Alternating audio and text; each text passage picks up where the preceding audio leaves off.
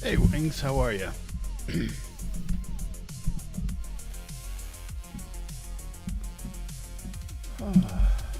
I wasn't too late signing in. I got good stories for tonight.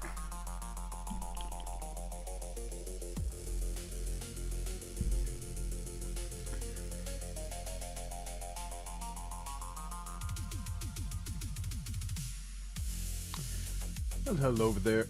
Hello over there on the tubes. How are you?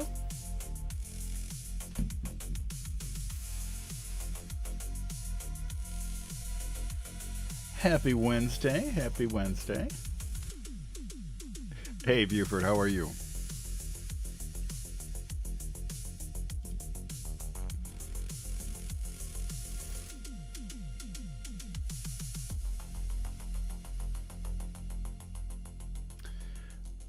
Yeah, I do. Actually have an entire spreadsheet of all of the stories that have in my possession. All of the short stories, and I also have I mark on them. I have like the length, the word count, how long it would take me to read them. I also have on there when I read them, so I can keep track of any that I've read already. Um, I'm very methodical about the whole thing. But yeah, I do have a list.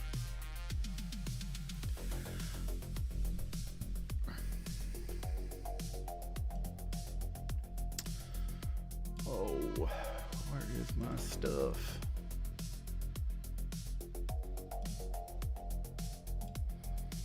Well, I hope everybody is prepared for an interesting evening. Hey, Katie. Hey, Kathy, how are you?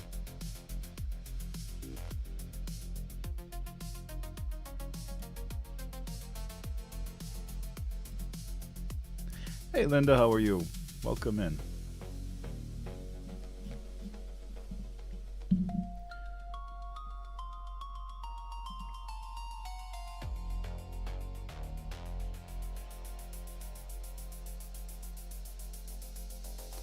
Uh, as far as sharing it, I'm planning on putting a list of what I've read and when I read it up on my website at some point. Might take me a little bit, but I can certainly let you know when it's up there. Hey, Kaylee, welcome.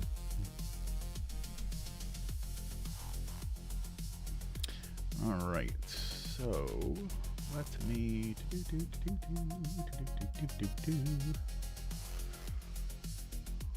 yeah, and you're on time. Yes, you are. Hey, crazy mama, how are you?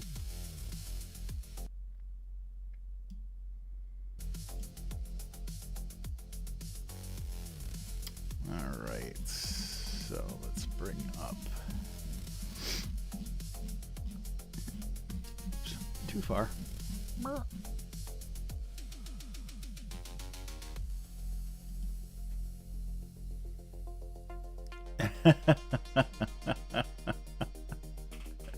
I'm good, crazy mama. Tina, you'll be able to sleep on my off nights. Oh, that's good. Sleep is important.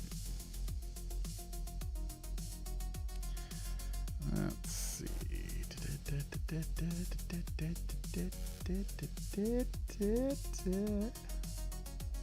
Okay, so it's not in that one. Must be an Illustrated Man. Oh, scary, unsettling. Oh yeah. Oh yeah.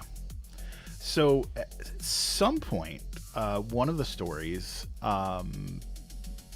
was requested by somebody in chat. I cannot remember who, but I have two stories tonight. One is um, Zero Hour by Ray Bradbury, and then the other one is the one that was requested. It is the Jaunt from Stephen King. So both of them are very good. Both of them are very unsettling. Um, yeah. All right, so I think we should get started. There are 57 people in the room already. Um, and if you guys, wow, already at 2,000 likes. That's awesome. Yeah, share and like. Pound on that like button. Show it who's boss.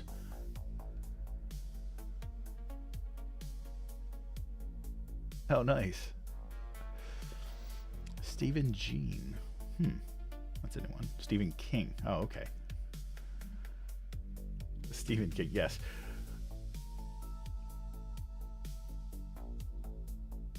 A shoot from. Oh. All right. So, let's get started.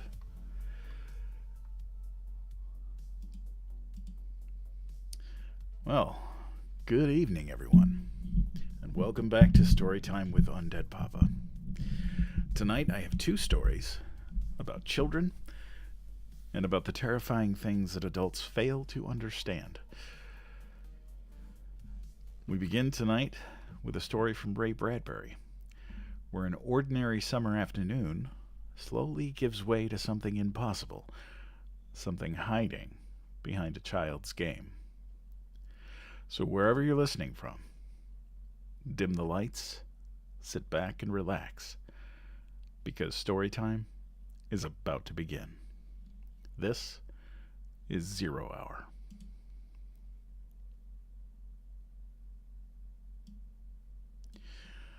Oh, it was to be so jolly. What a game. Such excitement they hadn't known in years. The children catapulted this way and that across the green lawns, shouting at each other, holding hands, flying in circles, climbing trees, laughing. Overhead, the rockets flew, and beetle cars whispered by on the streets, but the children played on.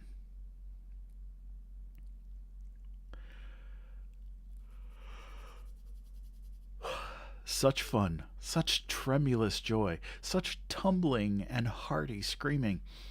Mink ran into the house, all dirt and sweat. For her 7 years she was loud and strong and definite. Her mother, Mrs. Morris, hardly saw her as she yanked out drawers and rattled pans and tools into a large sack. "Heavens, Mink, what's going on?" "The most exciting game ever," gasped Mink, pink-faced. "Stop and get your breath," said the mother. "No, I'm all right," gasped Mink. "Okay, I take these things, Mom?" "But don't dent them," said Mrs. Morris. Thank you, cried Mink, and boom, she was gone like a rocket. Press the button. I know the button. The button, press the button. Oh, I did press the button, but the button didn't work. Have to fix that.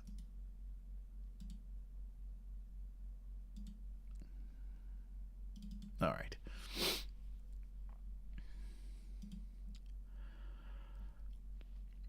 Mrs. Morris surveyed the fleeing tot. "What's the name of the game?" "Invasion," said Mink. The door slammed.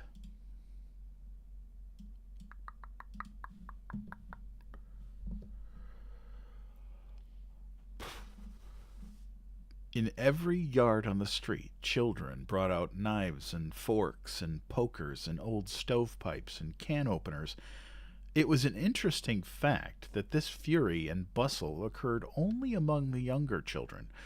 The older ones, those 10 years and more, disdained the affair and marched scornfully off on hikes or played a more dignified version of hide-and-seek on their own. Meanwhile, parents came and went in chromium beetles. Repairmen came to fix the vacuum elevators in houses, to fix fluttering television sets, or hammer upon stubborn food delivery tubes. The adult civilization passed and repassed the busy youngsters, jealous of the fierce energy of the wild tots, tolerantly amused at their flourishings, longing to join in themselves. "This and this and this," said Mink, instructing the others with their assorted spoons and wrenches. Do that, and bring that over here. No, no, here, Ninny. Right. Now, get back while I fix this.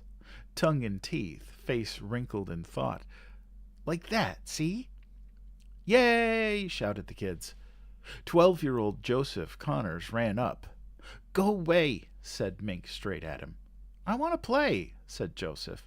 Can't, said Mink. Why not? You'd just make fun of us. Honest, I wouldn't. No, we know you. Go away or we'll kick you. Another 12-year-old boy whirred by on little motor skates. Hey, Joe, come on. Let them sissies play. Joseph showed reluctance and certain wistfulness. I want to play, he said. You're old, said Mink firmly. Not that old, said Joe sensibly. You'd only laugh and spoil the invasion. The boy on the motor skates made a rude lip noise. Come on, Joe. Them and their fairies. Nuts. Joseph walked off slowly. He kept looking back, all down the block. Mink was already busy again. She made a kind of apparatus with her gathered equipment. She had appointed another little girl with a pad and pencil to take down notes in painful, slow scribbles. Their voices rose and fell in the warm sunlight. All around them the city hummed. The streets were lined with good green and peaceful trees. Only the wind made a conflict across the city, across the country, across the continent. In 1,000 other cities there were trees and children and avenues, businessmen in their quiet offices tapping their voices or watching televisors. Rockets hovered like darning needles in the blue sky. There was the universal quiet conceit and easiness of men accustomed to peace, quite certain there would never be trouble again. Arm in arm, men all over Earth were a united front. The perfect weapons were held in equal trust by all nations. A situation of incredibly beautiful balance had been brought about. There were no traitors among men, no unhappy ones, no disgruntled ones. Therefore the world was based upon a stable ground. Sunlight illuminated half the world, and the trees drowsed in a tide of warm air. Mink's mother from her upstairs window gazed down. The children, she looked upon them and shook her head. Well, they'd eat well, sleep well, and be in school on Monday. Bless their vigorous little bodies. She listened. Mink talked earnestly to someone near the rose bush, though there was no one there. These odd children. And the little girl, what was her name? Anna? Anna took notes on a pad. First Mink asked the rose bush a question, then called the answer to Anna. Triangle, said Mink. What's a Anna said Anna with difficulty. Angle. Never mind, said Mink. How you spell it? Asked Anna. T-R-I, spelled Mink slowly, then snapped. Oh, spell it yourself. She went on to other words. Beam, she said. I haven't got triangle done yet. Well, hurry, hurry, cried Mink. Mink's mother leaned out the upstairs window. A-N-G-L-E, she spelled down at Anna. Oh, thanks, Mrs. Morris, said Anna. Certainly, said Mink's mother, and withdrew, laughing, to dust the hall with an electro-duster magnet. The voices wavered on the shimmery air. Beam, said Anna, fading. 4, 9, 7, A, and B, and X, said Mink, far away, seriously, and a fork, and a string, and a hexagonal. At lunch, Mink gulped milk at one toss and was at the door. Her mother slapped the table. "You sit right back down," commanded Mrs. Morris. "Hot soup in a minute." She poked a red button on the kitchen butler, and 10 seconds later something landed with a bump in the rubber receiver. Mrs. Morris opened it, took out a can with a pair of aluminum holders, unsealed it with a flick, and poured hot soup into a bowl. During all this, Mink fidgeted. "Hurry, Mom!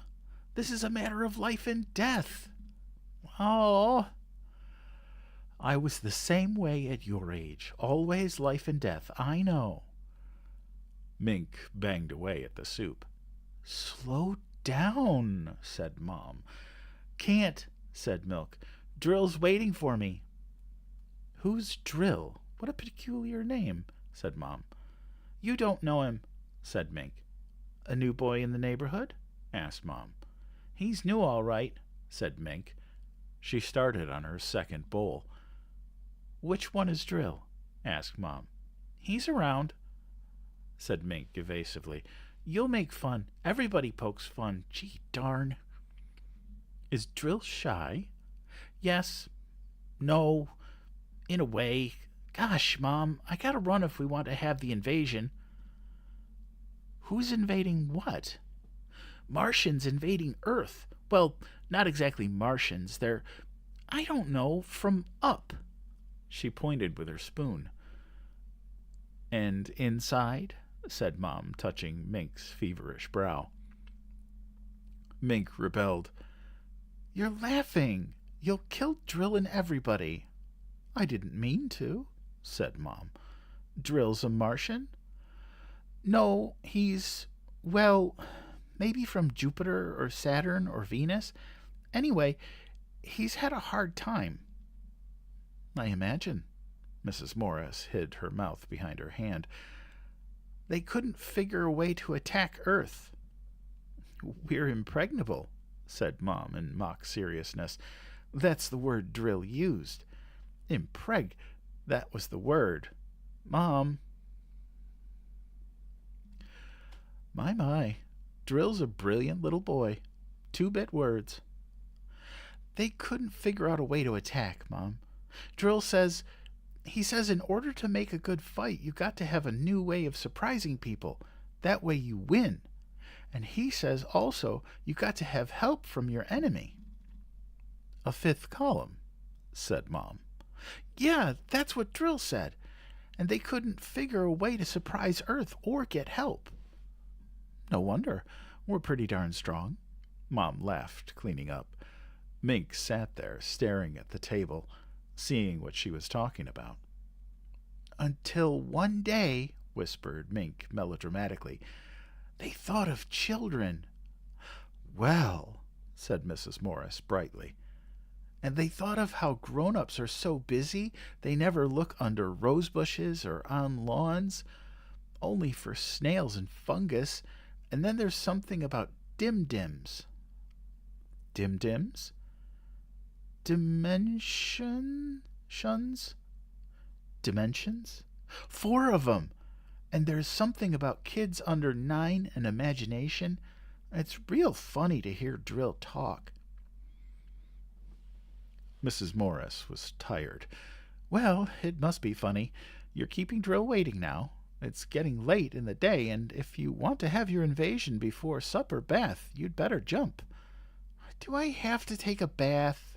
growled Mink. "You do? Why is it children hate water? No matter what age you live in, children hate water behind the ears." "Drill says I won't have to take baths," said Mink. "Oh, he does he? He told all the kids that. No more baths, and we can stay up till 10 o'clock and go to 2 televisor shows on Saturday instead of 1. "Well, Mr. Drill better mind his P's and Q's. I'll call up his mother and—" Mink went to the door. "We're having trouble with guys like Pete Britz and Dale Jarrick. They're growing up. They make fun. They're worse than parents. They just won't believe in Drill. They're so snooty 'cause they're growing up. You'd think they'd know better. They were little only a couple of years ago. I hate them worst." We'll kill them first. Your father and I last. Drill says you're dangerous. Know why? 'Cause you don't believe in Martians. They're going to let us run the world. Well, not just us, but the kids over in the next block, too. I might be queen. She opened the door. Mom? Yes? What's logic? Logic? Why, dear, logic is knowing what things are true and what's not true. He mentioned that, said Mink, and what's impressionable. It took her a minute to say it. Why, it means, her mother looked at the floor, laughing gently, it means to be a child, dear. Thanks for lunch. Mink ran out, then stuck her head back in. Mom, I'll be sure you won't be hurt much, really? Well, thanks, said Mom. Slam went the door. At 4 o'clock, the audio visor buzzed. Mrs. Morris flipped the tab. Hello, Helen, she said in welcome. Hello, Mary. How are things in New York? Fine. How are things in Scranton? You look tired.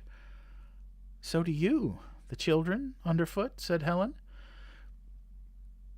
Mrs. Morris sighed. My Mink, too. The super invasion. Helen laughed. Are your kids playing that game, too? Lord, yes. Tomorrow it'll be geometrical jacks and motorized hopscotch. Were we this bad when we were kids in 48? Worse. Japs and Nazis. Don't know how my parents put up with me, tomboy. Parents learn to shut their ears. A silence. What's wrong, Mary? Asked Helen. Mrs. Morris's eyes were half closed. Her tongue slid slowly, thoughtfully over her lower lip. Eh? She jerked. Oh, nothing. Just thought about that. Shutting ears and such. Never mind, where were we? My boy Tim's got a crush on some guy named Drill, I think it was. Must be a new password. Mink likes him, too. Didn't know it had got as far as New York. Word of mouth, I imagine. Looks like a scrap drive. I talked to Josephine, and she said her kids, that's in Boston, are wild on this new game. It's sweeping the country. At this moment, Mink trotted into the kitchen to gulp a glass of water. Mrs. Morris turned. How are things going? Almost finished, said Mink. Swell, said Mrs. Morris. What's that? A yo-yo, said Mink. Watch. She flung the yo-yo down its string. Reaching the end, it vanished. See? Said Mink. Oh! Dibbling her fingers, she made the yo-yo reappear and zip up the string. Do that again, said her mother. Can't. 0 hours 5 o'clock. Bye. Mink exited, zipping her yo-yo. On the audio visor, Helen laughed. Tim brought one of those yo-yos in this morning, but when I got curious, he said he wouldn't show it to me.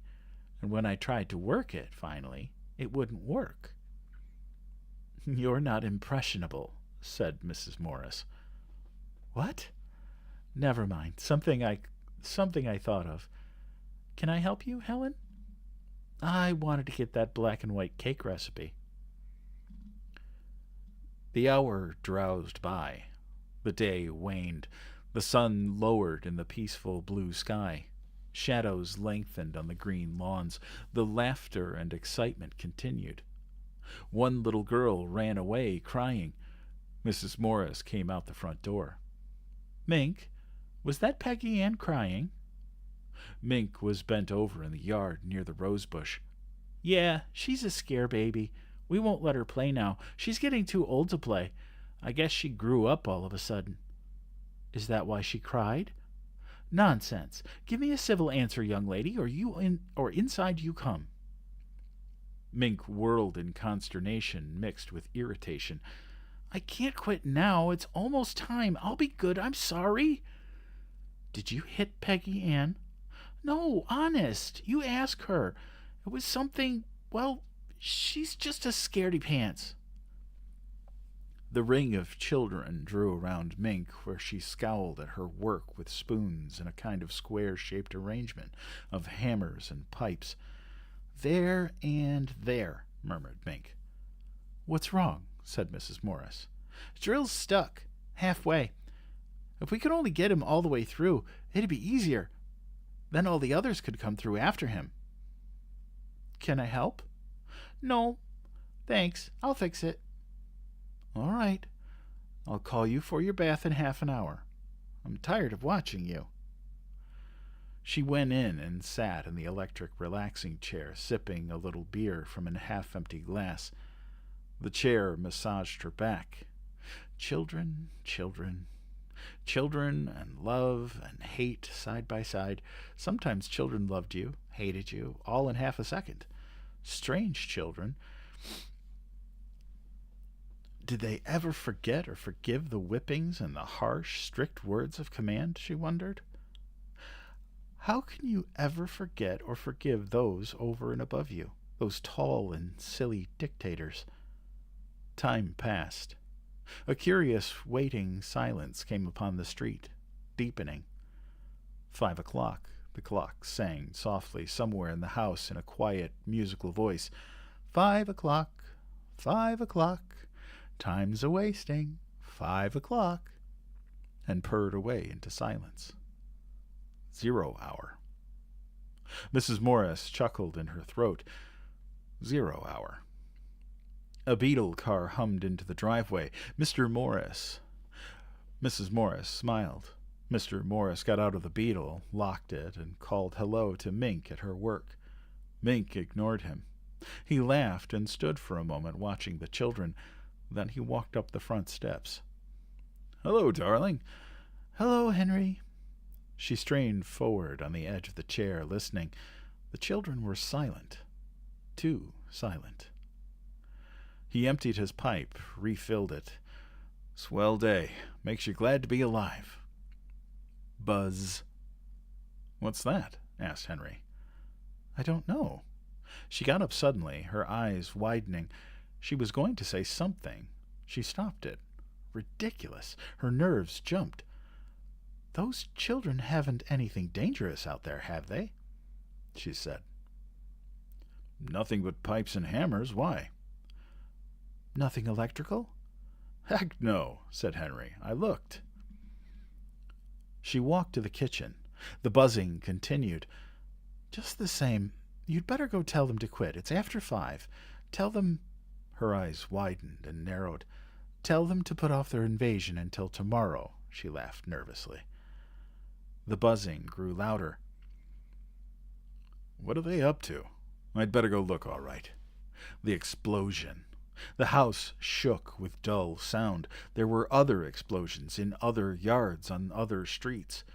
Involuntarily, Mrs. Morris screamed. "Up this way!" she cried senselessly, knowing no sense, no reason. Perhaps she saw something from the corners of her eyes. Perhaps she smelled a new odor or heard a new noise. There was no time to argue with Henry, to convince him, let him think her insane. Yes, insane. Shrieking, she ran upstairs. He ran after her to see what she was up to. "In the attic!" she screamed. "That's where it is!" It was only a poor excuse to get him into the attic in time. Oh, God, in time! Another explosion outside. The children screamed with delight as if at a great fireworks display. "It's not in the attic," cried Henry. "It's outside." "No, no," wheezing, gasping, she fumbled at the attic door. "I'll show you. Hurry, I'll show you." They tumbled into the attic. She slammed the door, locked it, took the key, threw it into a far, cluttered corner. She was babbling wild stuff now. It came out of her, all the subconscious suspicion and fear that had gathered secretly all afternoon and fermented like a wine in her. All the little revelations and knowledges and sense that had bothered her all day, and which had logically and carefully and sensibly rejected and censored. Now it exploded in her and shook her to bits. "There, there," she said, sobbing against the door. we're safe until tonight. Maybe we can sneak out. Maybe we can escape. Henry blew up, too, but for another reason. Are you crazy? Why'd you throw that key away? Damn it, honey. Yes, I'm crazy, if it helps, but stay here with me. I don't know how in the hell I can get out. Quiet, they'll hear us. Oh, God, they'll find us soon enough. Below them, Mink's voice. The husband stopped. There was a great universal humming and sizzling, a screaming and giggling. Downstairs, the audio televisor buzzed and buzzed insistently, alarmingly, violently. Is that Helen calling? Thought Mrs. Morris. And is she calling about what I think she's calling about? Footsteps came into the house. Heavy footsteps. Who's coming in my house? Demanded Henry angrily. Who's tramping around down there? Heavy feet. 20, 30, 40, 50 of them. 50 persons crowding into the house. The humming, the giggling of the children. This way! Cried Mink below. Who's downstairs? Roared Henry. Who's there? Hush! Oh, no, said his wife weakly, holding him. Please be quiet. They might go away. Mom? Called Mink. Dad? A pause. Where are you? Heavy footsteps. Heavy, very heavy footsteps came up the stairs, Mink leading them. Mom? A hesitation. Dad? A waiting, a silence. Humming, footsteps toward the attic. Mink's first. They trembled together in silence in the attic, Mr. and Mrs. Morris.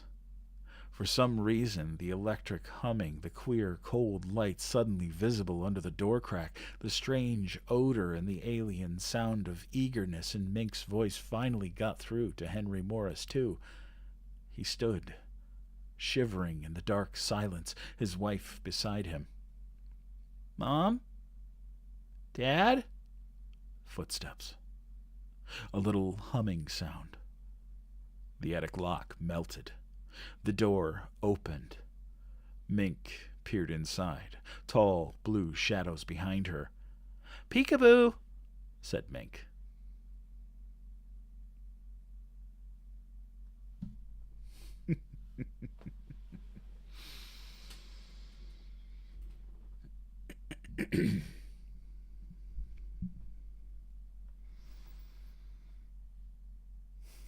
Hey, Tessa. All right.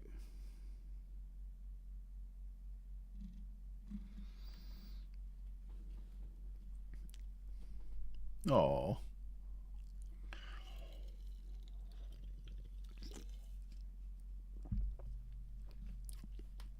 The feeling is mutual, Tessa.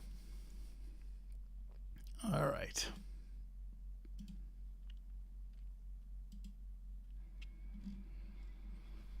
Well.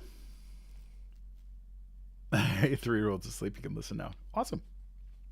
We are not done yet. We are not done yet. So what did we think of that story? Was that good? I usually go for about 2 hours. So I've got another almost 90 minutes in me. I'm glad you could make it too.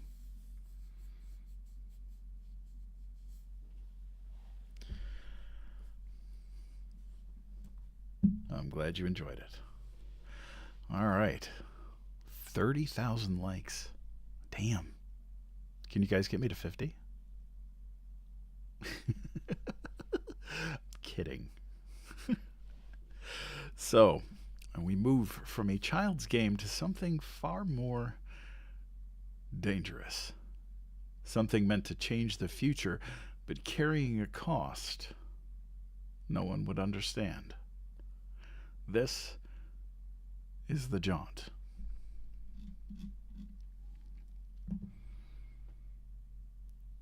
Haha, I clicked. I hit the button. Hit the buttony button.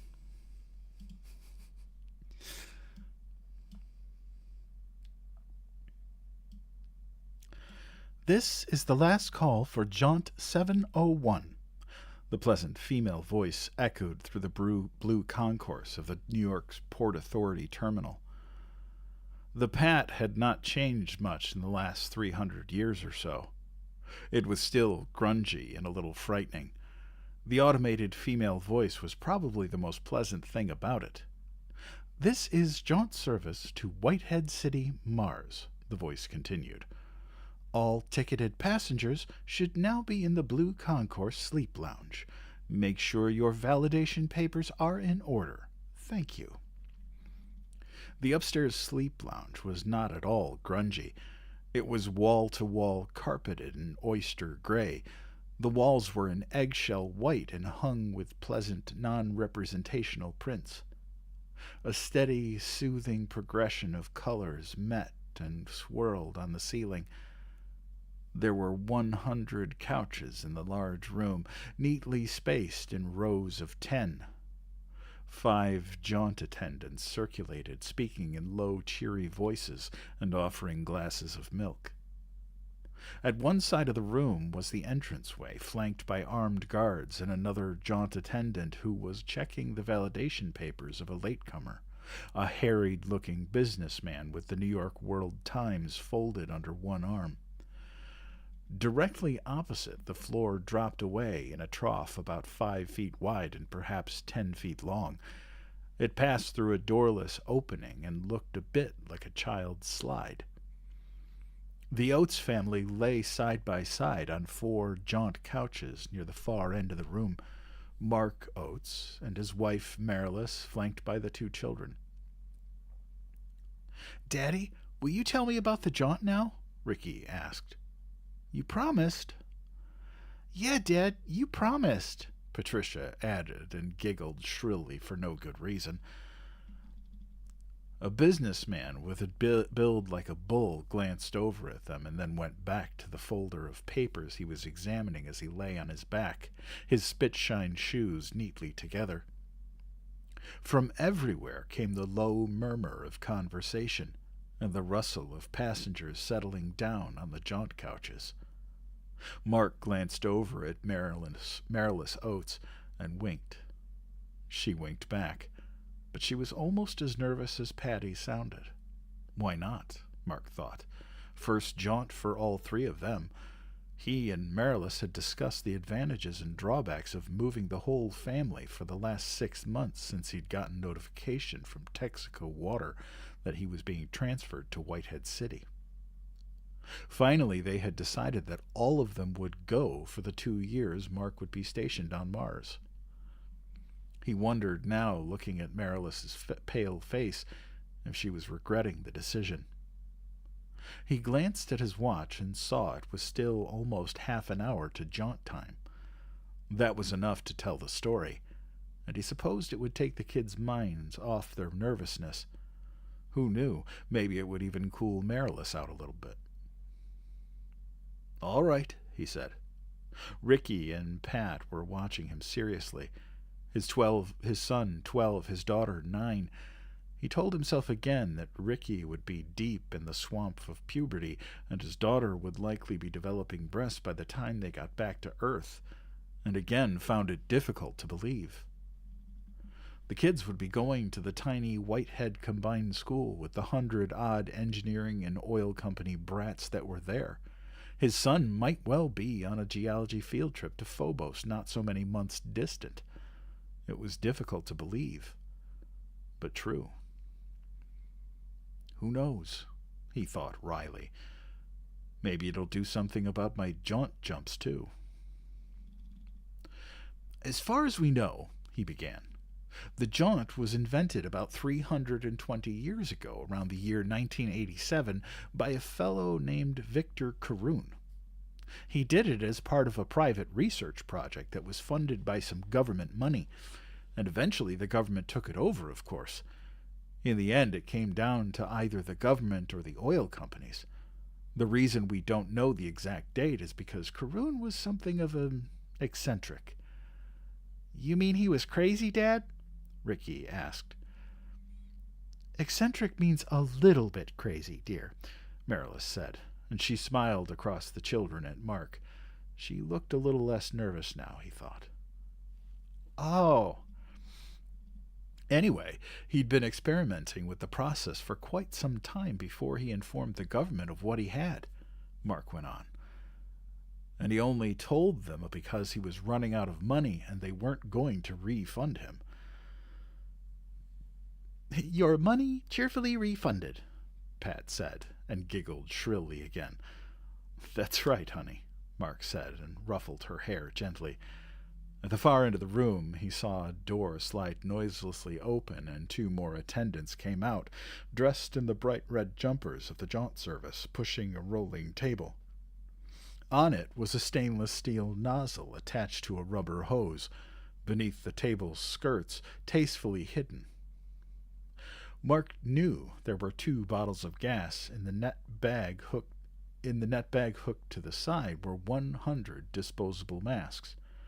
Mark went on talking, not wanting his people to see the representatives of Leth until they had to. And if he was given enough time to tell the whole story, they would welcome the gas passers with open arms. Considering the alternative. Of course, you know that the jaunt is teleportation, no more or less, he said.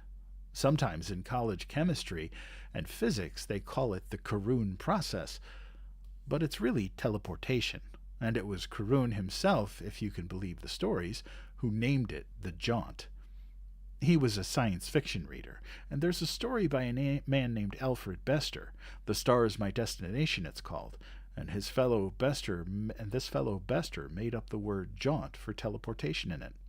Side note, Alfred Bester's The Star's My Destination is one of the greatest science fiction novels ever written. If you have not read it, I highly recommend you read it. Anyway, back to the story. Except in his book, you could jaunt just by thinking about it, and we can't really do that. The attendants were fixing a mask to the steel nozzle and handing it to an elderly woman at the far end of the room. She took it, inhaled once, and fell quiet and limp on her couch. Her skirt had pulled up a little, revealing one slack thigh road-mapped with varicose veins. An attendant considerately readjusted it for her while the other pulled off the used mask and affixed a fresh one.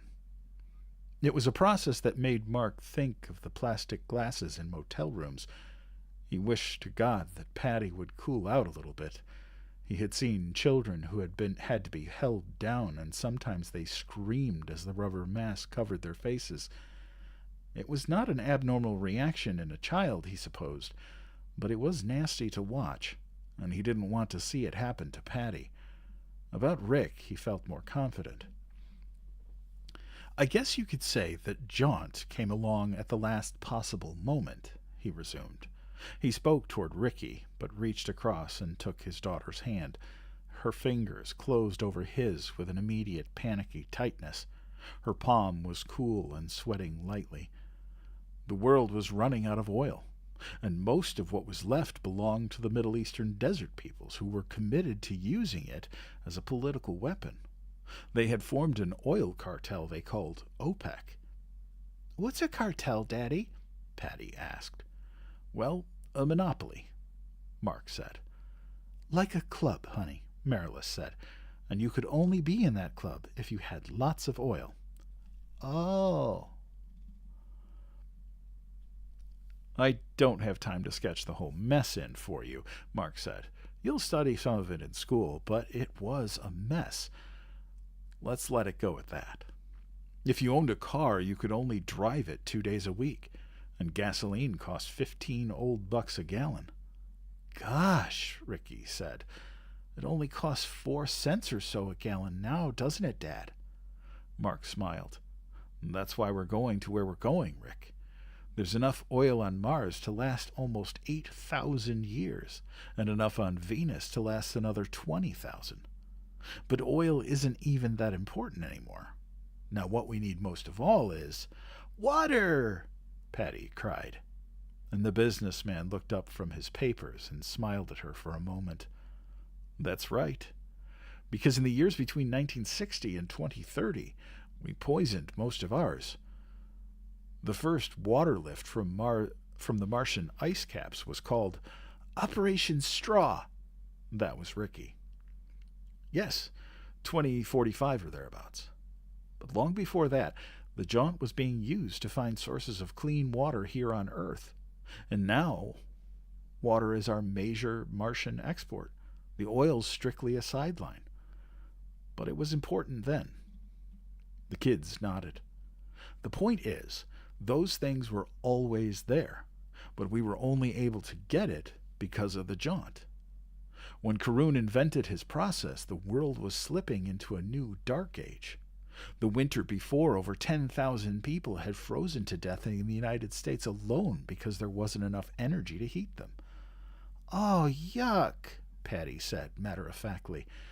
Mark glanced to his right and saw the attendants talking to a timid-looking man, persuading him. At last he took the mask and seemed to fall dead on his couch seconds later. First-timer, Mark thought. You can always tell. For Karun, it started with a pencil, some keys, a wristwatch, then some mice. The mice showed him there was a problem.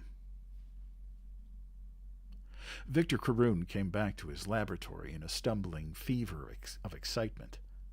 He thought he knew how Morse had felt, and Alexander Graham Bell and Edison, but this was bigger than all of them. And twice he had almost wrecked the truck on the way back from the pet shop in New Paltz, where he had spent his last $20 on 9 white mice. What he had left in the world was the 93 cents in his right front pocket and the $18 in his savings account. But this did not occur to him, and if it had, it certainly would not have bothered him. The lab was a renovated barn at the end of a mile-long dirt road off Route 26. It was making the turn onto this road where he had just missed cracking up his brat pickup truck for the second time. The gas tank was almost empty, and there would be no more for 10 days to 2 weeks. But this did not concern him either. His mind was in a delirious whirl. What had happened was not totally unexpected, no.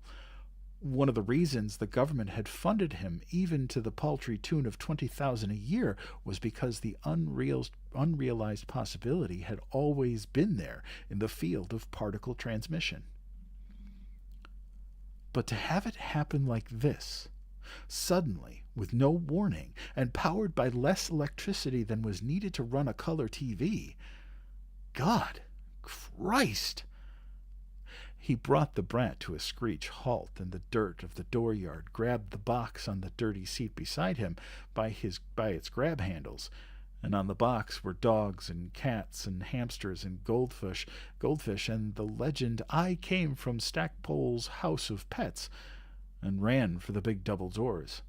From inside the box came the scurry and whisk of his test subjects. He tried to push one of the big doors open along its track, and when it wouldn't budge, he remembered that he had locked it. Karun uttered a loud "shit" and fumbled for his keys. The government commanded that the lab be locked at all times. It was one of the strings they put on their money, but Karun kept forgetting. He brought his keys out and for a moment simply stared at them, mesmerized, running the ball of his thumb over the notches in the brat's ignition key. He thought again. God, Christ! Then he scrabbled through the keys on the ring for the Yale key that unlocked the barn door. As the very first telephone had been used inadvertently, Bell crying into it, "Watson, come here!" when he spilled some acid on his papers and himself, so the first act of teleportation had occurred by accident. Victor Karun had teleported the first 2 fingers of his left hand across the 50-yard width of the barn. Karun had set up 2 portals at opposite sides of the barn. On his end was a simple ion gun available from any electronic supply warehouse for under $500. On the other end, standing just beyond the far portal, both of them rectangular and the size of a paperback book, was a cloud chamber. Between them was what appeared to be an opaque shower curtain, except that the shower curtains are not made of lead. The idea was to shoot the ions through Portal 1 and then walk around and watch them streaming across the cloud chamber standing just beyond Portal 2, with the lead shield between to prove they were really being transmitted. Except that for the last 2 years the process had only worked twice, and Karun didn't have the slightest idea why. As he was setting the ion gun in place, his fingers had slipped through the portal ordinarily no problem, but this morning his hip had also brushed the toggle switch on the control panel at the left of the portal. He was not aware of what had happened. The machinery gave off only the lowest audible hum, until he felt a tingling sensation in his fingers. It was not like an electric shock, Karun wrote in his one and only article on the subject before the government shut him up. The article was published of all places in Popular Mechanics. He had sold it to them for $750 in a last-ditch effort to keep the jaunt a matter of private enterprise. There was none of that unpleasant tingle that one gets if one grasps a frayed lamp cord, for instance. It was more like the sensation one gets if one puts one's hand on the casing of some small machine that is working very hard. The vibration is so fast and light that it is literally a tingling sensation. Then I looked down at the portal and saw that my finger was gone on a diagonal slant through the middle knuckle, and my second finger was gone slightly above that. In addition, the nail portion of my third finger had disappeared. Karun had jerked his hand back instinctively, crying out. He so much expected to see blood, he wrote later, that he actually hallucinated blood for a moment or two. His elbow struck the ion gun and knocked it off the table. He stood there with his fingers in his mouth, verifying that they were still there and whole. The thought that he had been working too hard crossed his mind. And then the other thought crossed his mind. The thought that the last set of modifications might have done something. He did not push his fingers back in. In fact, Karun only jaunted once more in his entire life. At first he did nothing. He took a long, aimless walk around the barn, running his hands through his hair, wondering if he should call Carson in New Jersey, or perhaps Buffington in Charlotte. Carson wouldn't accept a collect phone call, the cheap ass-kissing bastard, but Buffington probably would. Then an idea struck, and he ran across to Portal 2, thinking that if his fingers had actually crossed the barn, there might be some sign of it. There was not, of course. Portal 2 stood atop 3 stacked Pomona orange crates, looking like nothing so much as one of those toy guillotines missing the blade. On one side of its stainless steel frame was a plug-in jack from which a cord ran back to the transmission terminal, which was little more than a particle transformer hooked into a computer feed line. Which reminded him. Karun glanced at his watch and saw it was 11:15. His deal with the government consisted of short money plus computer time, which was infinitely valuable. His computer tie-in lasted until 3 o'clock this afternoon, and then it was goodbye until Monday. He had to get moving. He had to do something. I glanced at the pile of crates again, Karun writes in his Popular Mechanics article. And then I looked at the pads of my fingers, and sure enough, the proof was there. I would not, I thought then, convince anyone but myself, but in the beginning, of course, it is only oneself that one has to convince.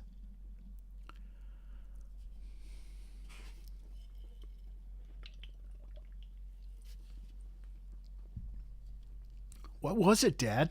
Ricky asked, Yeah, Patty added. What? Mark grinned a little. They were all hooked now, even Marilys. They had nearly forgotten where they were. From the corner of his eye he could see the jaunt attendants whisper wheeling their cart slowly among the jaunters, putting them to sleep. It was never as rapid a process as the civilian sector in the civilian sector as it was in the military, he had discovered.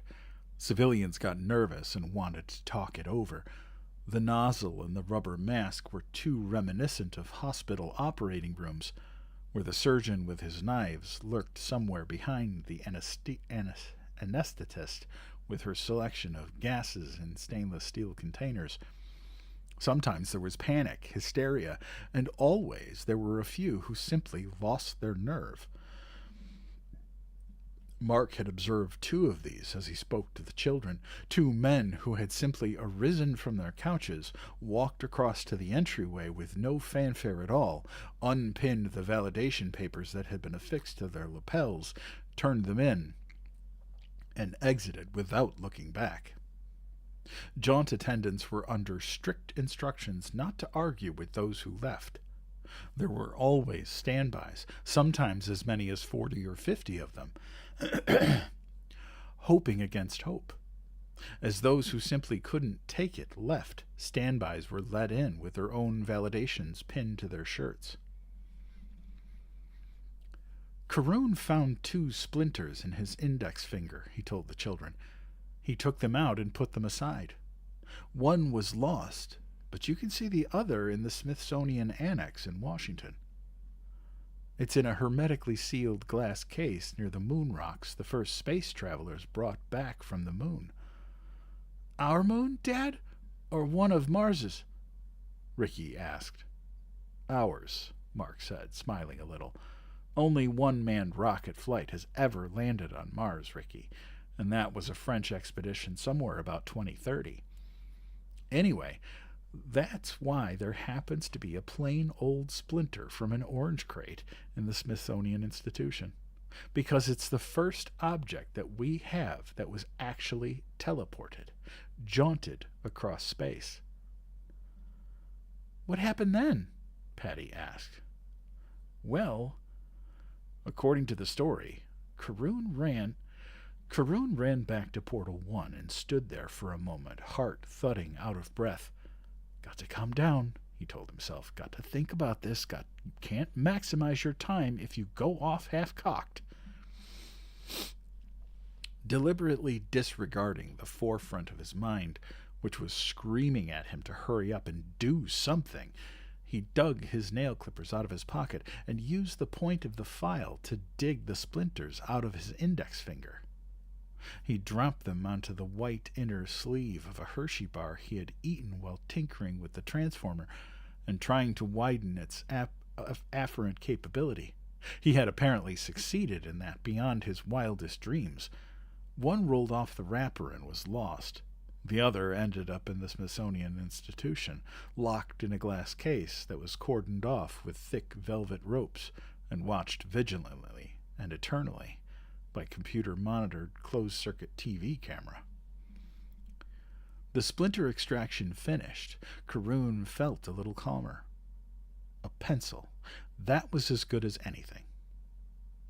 He took one from beside the clipboard on the shelf above him and ran it gently into Portal 1.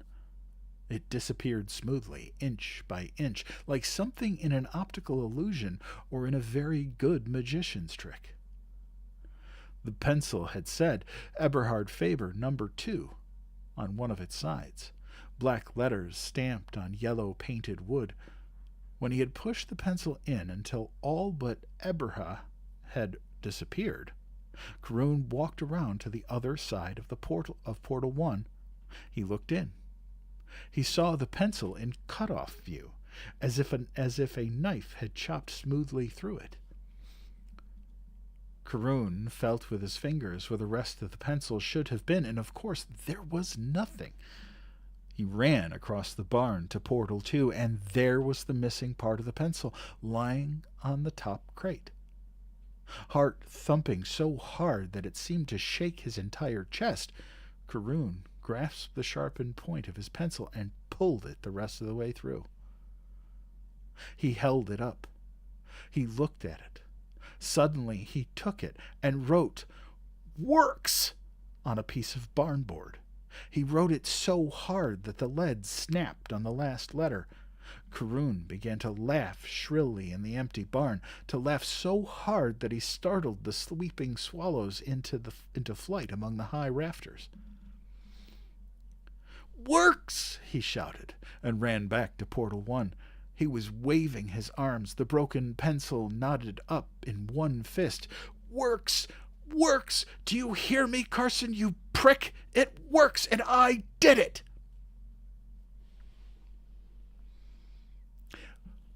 "Mark, watch what you say to the children," Marilys reproached him. Mark shrugged. "That's what he's supposed to have said." "Well, can't you do a little selective editing?" "Dad," Patty asked, "is that pencil in the museum too?" "Does a bear shit in the woods?" Mark said, and then clapped one hand over his mouth. Both children giggled wildly, but that shrill note was gone from Patty's voice. Mark was glad to hear, and after a moment of trying to look serious, Marilys began to giggle too.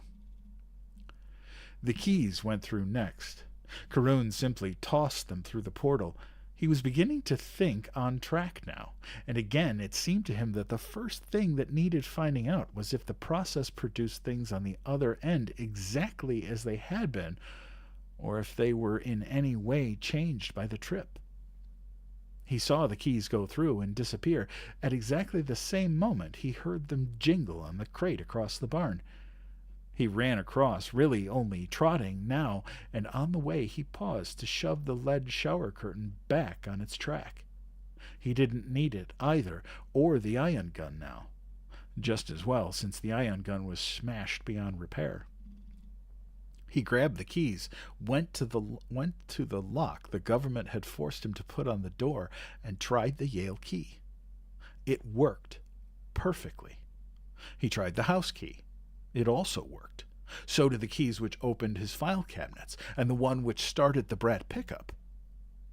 Karoon pocketed the keys and took off his watch. It was a Seiko Quartz LC with a built-in calculator below the digital face. 24 tiny buttons that would allow him to do everything from addition to subtraction to square roots. A delicate piece of machinery, and just as important, a chronometer. Karoon put it down in front of Portal 1 and pushed it through with a pencil. He ran across and grabbed it up. When he put it through, the watch had said 11:31:07. It now said 11:31:49. Very good. Right on the money. Only he should have had an assistant over there to peg the fact that there had been no time gain once and forever. Well, no matter. Soon enough the government would have him wading hip-deep in assistance. He tried the calculator. 2 and 2 still made 4. 8 divided by 4 was still 2. The square root of 11 was still 3.3166247, and so on. That, when he decided it was mouse time. "What happened with the mice, Dad?" Ricky asked. Mark hesitated briefly. There would have to be some caution here if he didn't want to scare his children, not to mention his wife, into hysteria minutes away from their first jaunt. The major thing was to leave them with the knowledge that everything was all right now, that the problem had been licked. As I said, there was a slight problem. Yes, horror, lunacy, and death. How's that for a slight problem, kids? Karoon set the box, which read, "I came from Stackpole's House of Pets," down on the shelf and glanced at his watch. Damn if he hadn't put the thing on upside down. He turned it around and saw that it was 1:45. He had only an hour and a quarter of computer time left. How time flies when you're having fun, he thought, and giggled wildly. He opened the box, reached in, and pulled out a squeaking white mouse by the tail. He put it down in front of Portal 1 and said, "Go on, mouse." The mouse promptly ran down the side of the orange crate on which the portal stood and scuttered across the floor. Cursing, Karoon chased it and managed to actually get one hand on it before it squirmed through a crack between two boards and was gone. "Shit!" Karoon screamed, and ran back to the box of mice. He was just in time to knock two potential escapees back into the box. He got a second mouse, holding this one around the body. He was by trade a physicist, and the ways of white mice were foreign to him, and slammed the lid of the box down. This one he gave the old heave-ho. It clutched at Karoon's palm, but to no avail. It went head over ratty little paws through Portal 1. Karoon heard it immediately land on the crates across the barn. This time he sprinted, remembering how easily the first mouse had eluded him. He need not have worried. The white mouse merely crouched on the crate, its eyes dull, its sides aspirating weakly. Karoon slowed down and approached it carefully. He was not a man used to fooling with mice, but you didn't have to be a 40-year veteran to see something was terribly wrong here.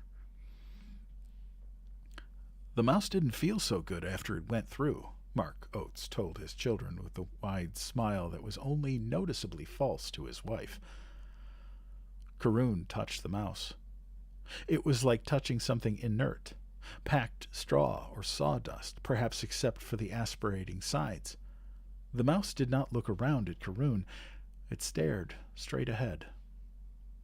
He had thrown in a squirming, very frisky and alive little animal, and here was something that seemed to be a living waxwork likeness of a mouse. Then Karoon snapped his fingers in front of the mouse's small pink eyes. It blinked and fell dead on its side. So Karoon tried another mouse, Mark said.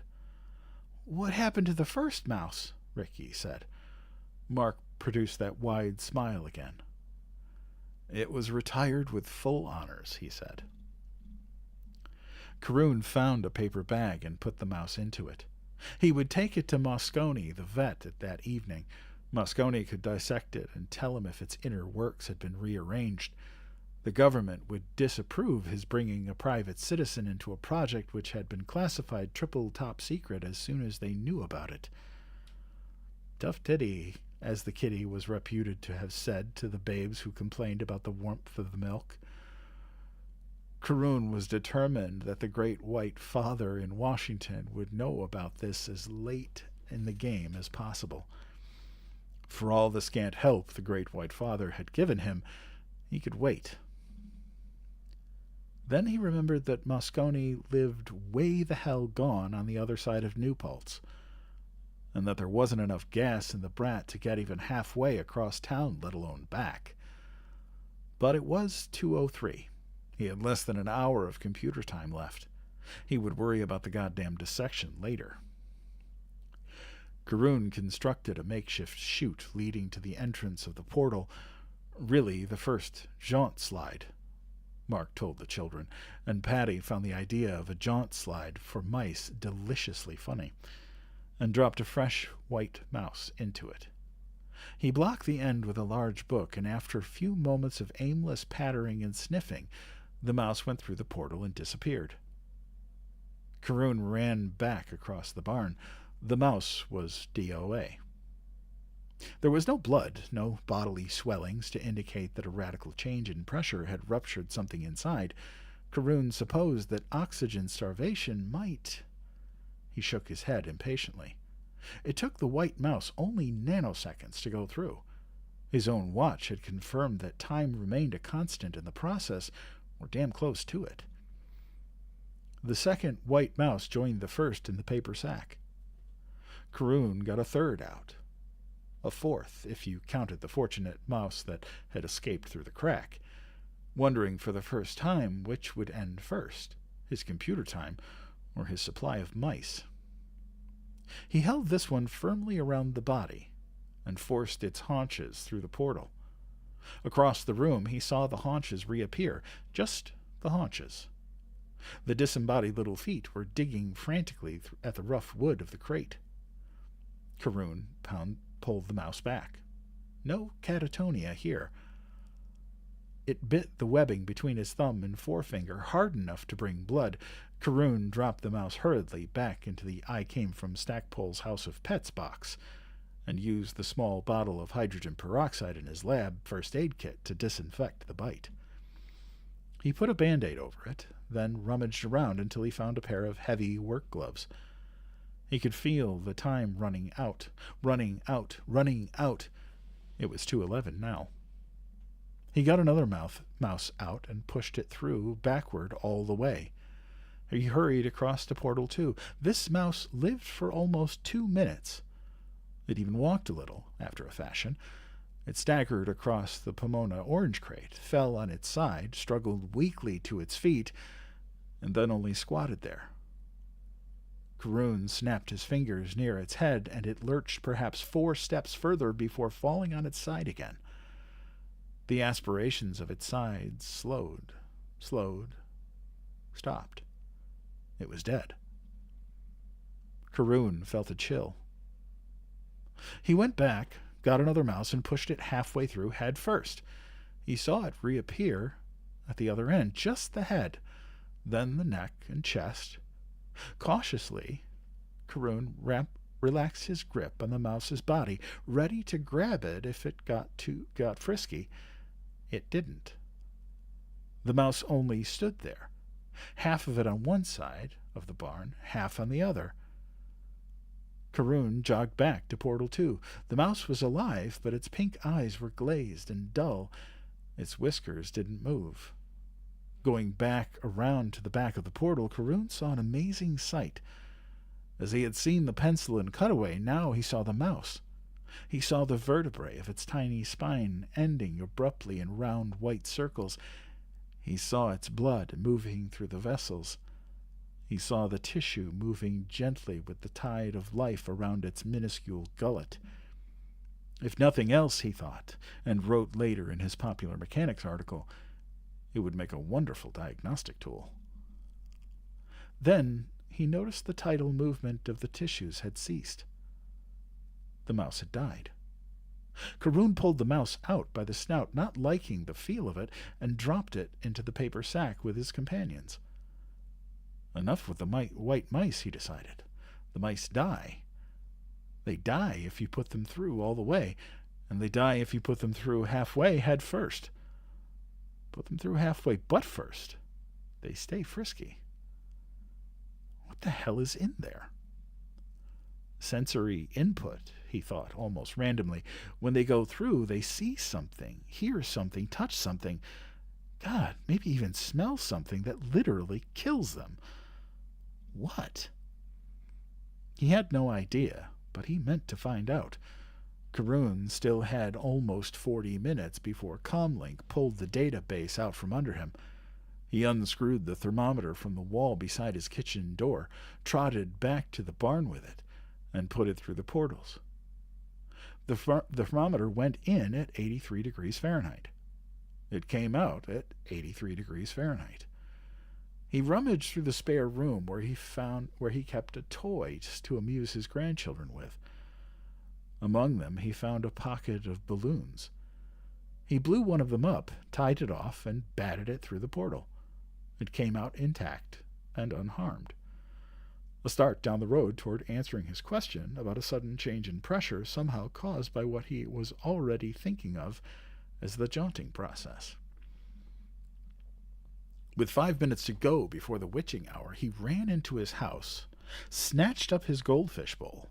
Inside, Percy and Patrick swished their tails and darted about in agitation and ran back with it. He shoved the goldfish bowl through Portal 1. He hurried across to Portal 2, where his goldfish bowl sat on the crate.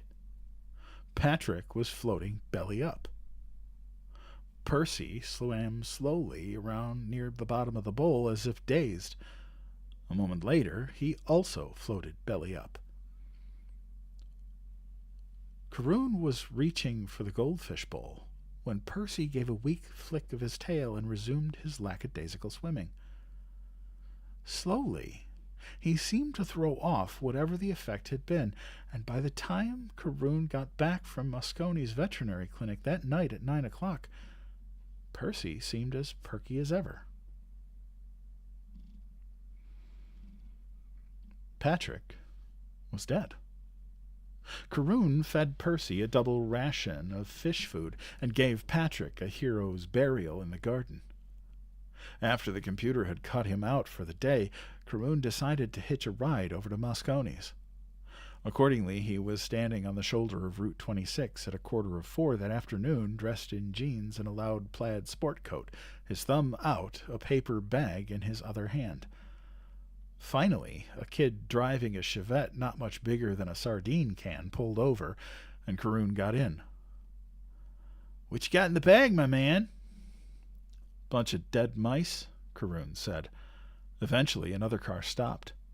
When the farmer behind the wheel asked about the bag, Karoon told him it was a couple of sandwiches. Mosconi dissected one of the mice on the spot and agreed to dissect the others later and call Karoon on the telephone with the results. The initial result was not very encouraging so far as Mosconi could tell. The mouse he had opened up was perfectly healthy, except for the fact that it was dead. Depressing. Victor Karoon was eccentric, but he was no fool, Mark said. The jaunt attendants were getting close now, and he supposed he would have to hurry up, or he would be finishing this in the wake-up room in Whitehead City. Hitching a ride back home that night, he had to walk most of the way, so the story goes he realized that he had maybe solved a third of the energy crisis at one single stroke. All the goods that had to go by train and truck and boat and plane before that day could be jaunted.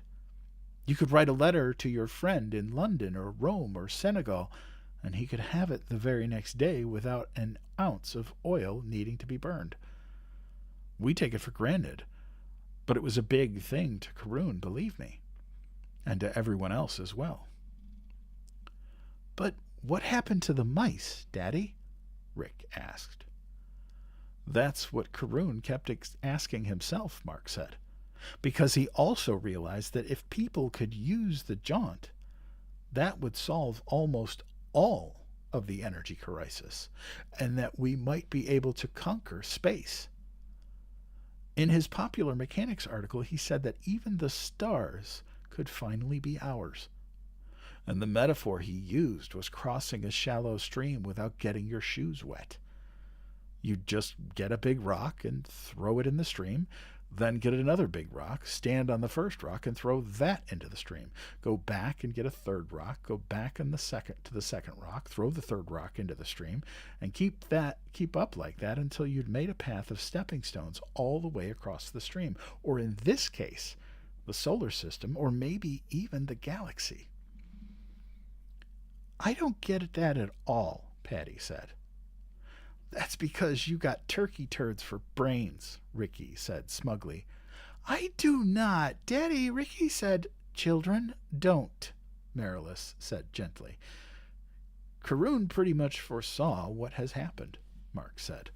"Drone rocket ships programmed to land first on the moon, then on Mars, then on Venus and the outer moons of Jupiter. Drones really only programmed to do one thing after they landed." "Set up jaunt stations for astronauts," Ricky said. Mark nodded. "And now there are scientific outposts all over the solar system, and maybe someday, long after we're gone, there will be even another planet for us. There are jaunt ships on their way to 4 different star systems with solar systems of their own. But it'll be a long, long time before they get there." "I want to know what happened to the mice," Patty said impatiently. "Well, eventually the government got into it," Mark said. "Karoon kept them out as long as he could, but finally they got wind of it and landed on him with both feet. Karoon was nominal head of the Jaunt project until he died 10 years later, but he was never really in charge of it again. Geez, the poor guy, Rick said. But he got to be a hero, Patricia said. He's in all the history books, just like President Lincoln and President Hart. I'm sure that's a great comfort to him, wherever he is, Mark thought, and then went on, carefully glossing over the rough parts.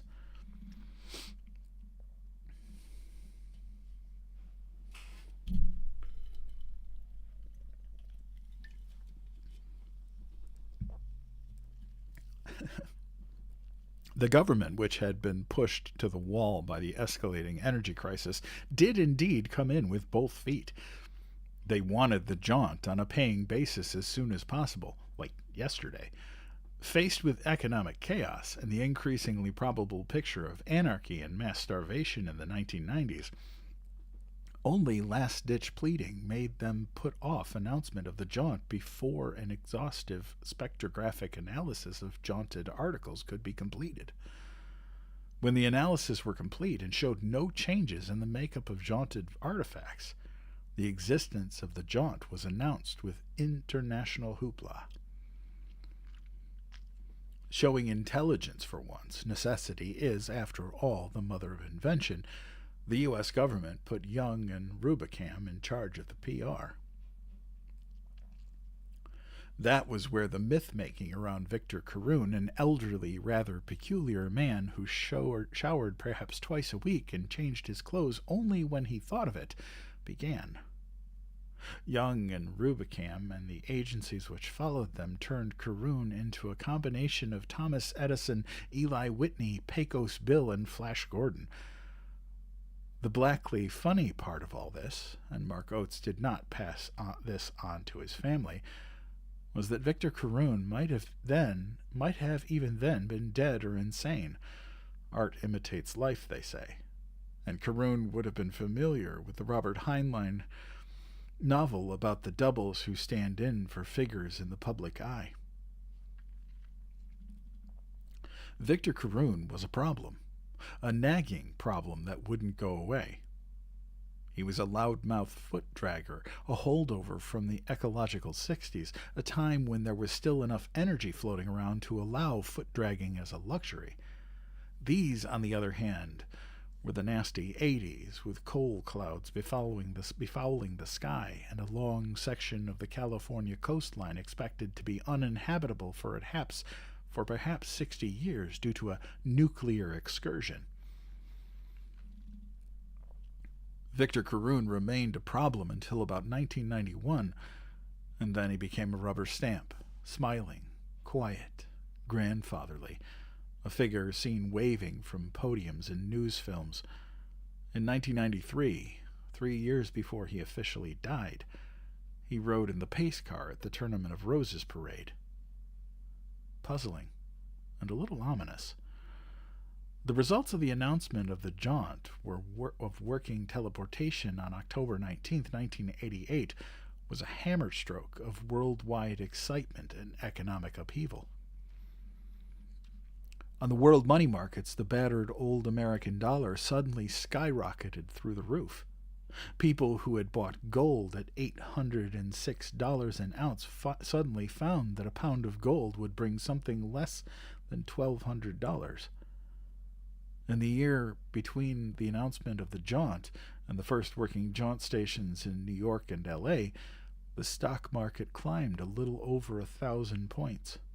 The price of oil dropped only 70 cents a barrel, but by 1994, with jaunt stations crisscrossing the U.S., at the pressure points of 70 major cities, OPEC had ceased to exist, and the price of oil began to tumble.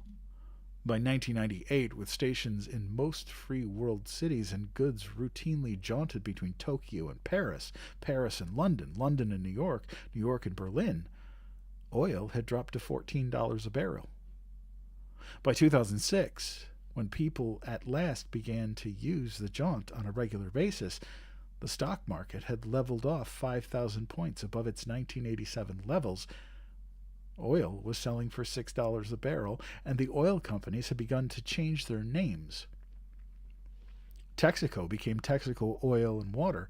Mobile had become Mobile Hydro 2OX. By 2045, water prospecting became the big game, and oil had become what it had been in 1906, a toy. "What about the mice, Daddy?" Patty asked impatiently. "What happened to the mice?" Mark decided it might be okay now, and he drew the attention of his children to the jaunt attendants, who were passing gas out only 3 aisles from them. Rick only nodded, but Patty looked troubled as a lady with a fashionably shaved and painted head took a whiff from the rubber mask and fell unconscious. "Can't jaunt when you're awake, can you, Dad?" Ricky said. Mark nodded and smiled reassuringly at Patricia. "Karun understood even before the government got into it," he said. "How did the government get into it, Mark?" Marilis asked. Mark smiled. "Computer time," he said. "The database. That was the only thing that Karun couldn't beg, borrow, or steal. The computer handled the actual particulate transmission of billions of pieces of information. It's still the computer, that makes sure you don't come through with your head somewhere in the middle of your stomach." Marilis shuddered. "Don't be frightened," he said. "There's never been a screw-up like that, Mare. Never." "There's always a first time," she muttered. Mark looked at Ricky. "How did he know?" he asked his son. "How did Karun know you had to be asleep, Rick?" "When he put the mice in backwards," Rick said slowly. "They were all right, at least as long as he didn't put them all in. They were only, messed up when he put them in head first, right?" "Right," Mark said. The jaunt attendants were moving in now, wheeling their silent cart of oblivion. He wasn't going to have time to finish after all. Perhaps it was just as well. It didn't take many experiments to clarify what was happening, of course. The jaunt killed the entire trucking business, kids, but at least it took the pressure off the experimenters. Yes, foot dragging had become a luxury again, and the tests had gone on for better than 20 years, although Karun's first tests with drugged mice had convinced him that the unconscious animals were not subject to what was known forever after as the organic effect, or, more simply, the jaunt effect. He and Moscone had drugged several mice and put them through Portal 1, retrieved them at the other side, and waited anxiously for their test subjects to reawaken, or to die. They had reawakened, and after a brief recovery period, they had taken up their mouse lives, eating, playing, and shitting, with no ill effects whatsoever. Those mice became the first of several generations which were studied with great interest. They showed no long-term ill effects. They did not die sooner. Their pups were not born with 2 heads or green fur, and neither did these pups show any other long-term effects. "When did they start with people, Dad?" Rick asked, although he had certainly read this in school. "Tell that part." "I want to know what happened to the mice," Patty said again. Although the jaunt attendants now had reached the head of their aisle, they themselves were near the foot. Mark Oates paused a moment to reflect. His daughter, who knew less and had nevertheless listened to her heart and asked the right question. Therefore, it was his son's question he chose to answer. The first human jaunters had not been astronauts or test pilots. They were convict volunteers who had not even been screened with any particular interest in their psychological stability. In fact, it was the view of the scientists now in charge. Karun was not one of them. He had become what is commonly called a titular head. But the freakier they were, the better. If a mental spaz could go through and come out all right, or at least no worse than he or she had been going in, then the process was probably safe for the executives, politicians, and fashion models of the world. Half a dozen of these volunteers were brought to Province, Vermont, a site which had since become every bit as famous as Kitty Hawk, North Carolina, had once been. Gassed and fed through the portals, exactly 2 hand-miles apart, one by one. Mark told his children this, because of course all 6 of the volunteers came back just fine and feeling perky, thank you. He did not tell them about the purported 7th volunteer. This figure, who might have been real or a myth, or most probably a combination of the two, even had a name. Rudy Foggia. Foggia was supposed to have been a convicted murderer, sentenced to death in the state of Florida for the murders of 4 old people at a Sarasota bridge party. According to the Apocrypha, the combined forces of the Central Intelligence Agency and the FBI had come to Foggia with a unique, one-time take-it-or-leave-it, absolutely not-to-be-repeated offer. Take the jaunt wide awake. Come through okay, we put your pardon, signed by Governor Thurgood, in your hand. Out you walk, free to follow one true cross, or to off a few more old folks playing bridge in their yellow pants and white shoes. Come through dead or insane, tough shit. What do you say?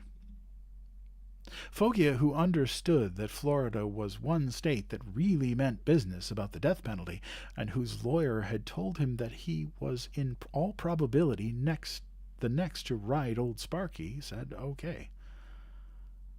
Enough scientists to fill a jury box with 4 or 5 left over as alternates were present on the great day in the summer of 2007. But if the Foggia story was true, and Mark Oates believed it probably was, he doubted if it had been any of the scientists who talked.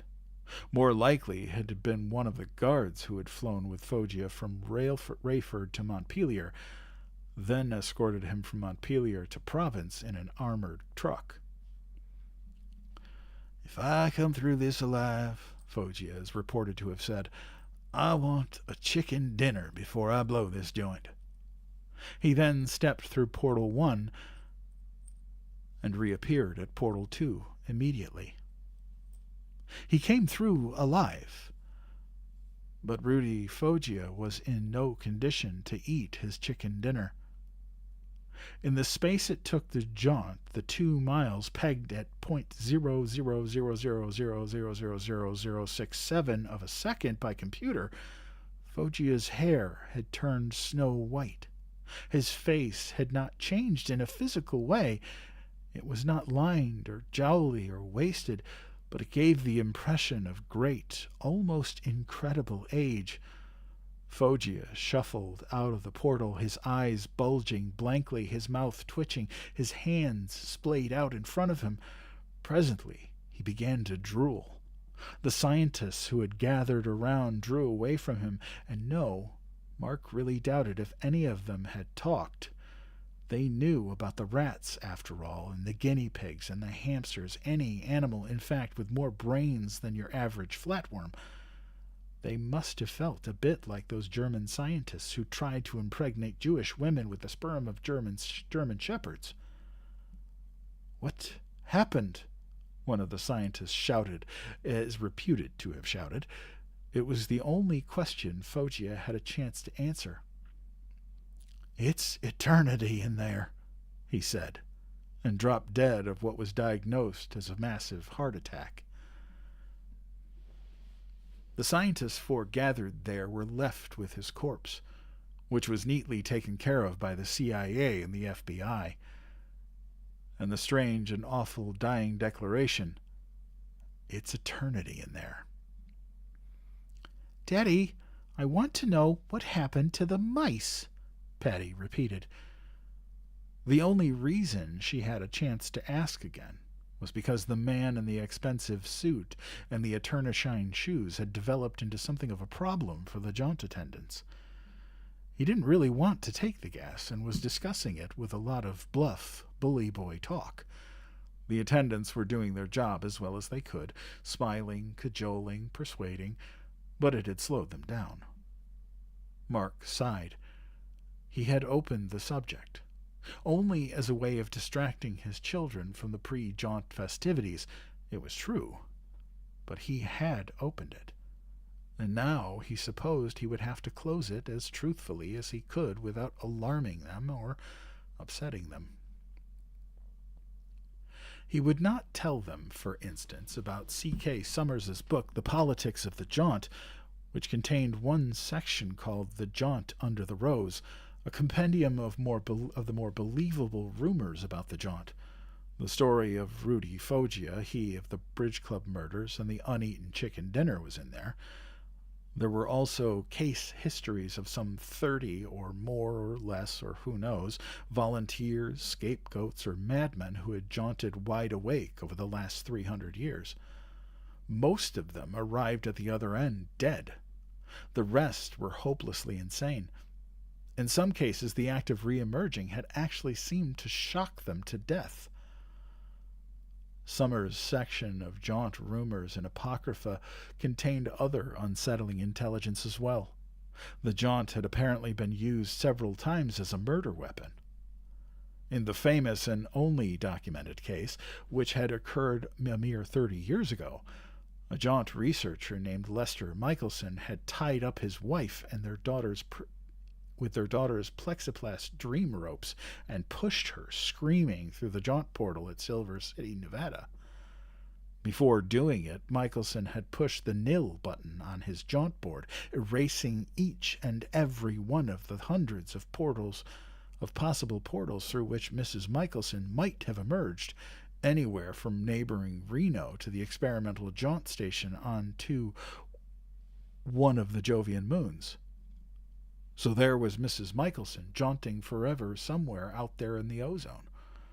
Michelson's lawyer, after Michelson had been held sane and able to stand trial for what he had done, within the narrow limits of the law, perhaps he was sane, but in any practical sense, Lester Michelson was just as mad as a hatter, had offered a novel defense.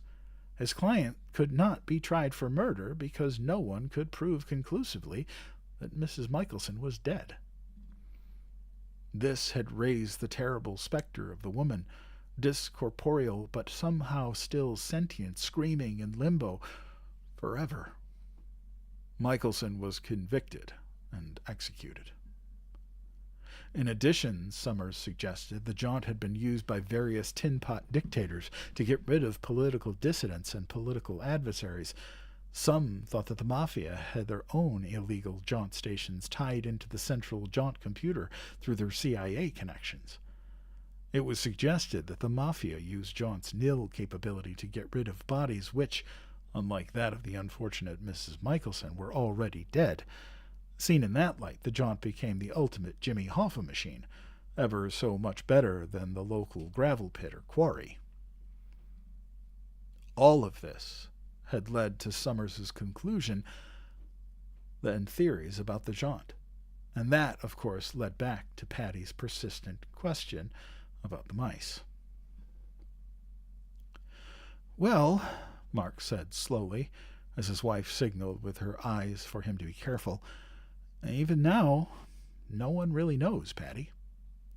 But all the experiments with animals, including the mice, seem to lead to the conclusion that while the jaunt is almost instantaneous physically, it takes a long, long time mentally."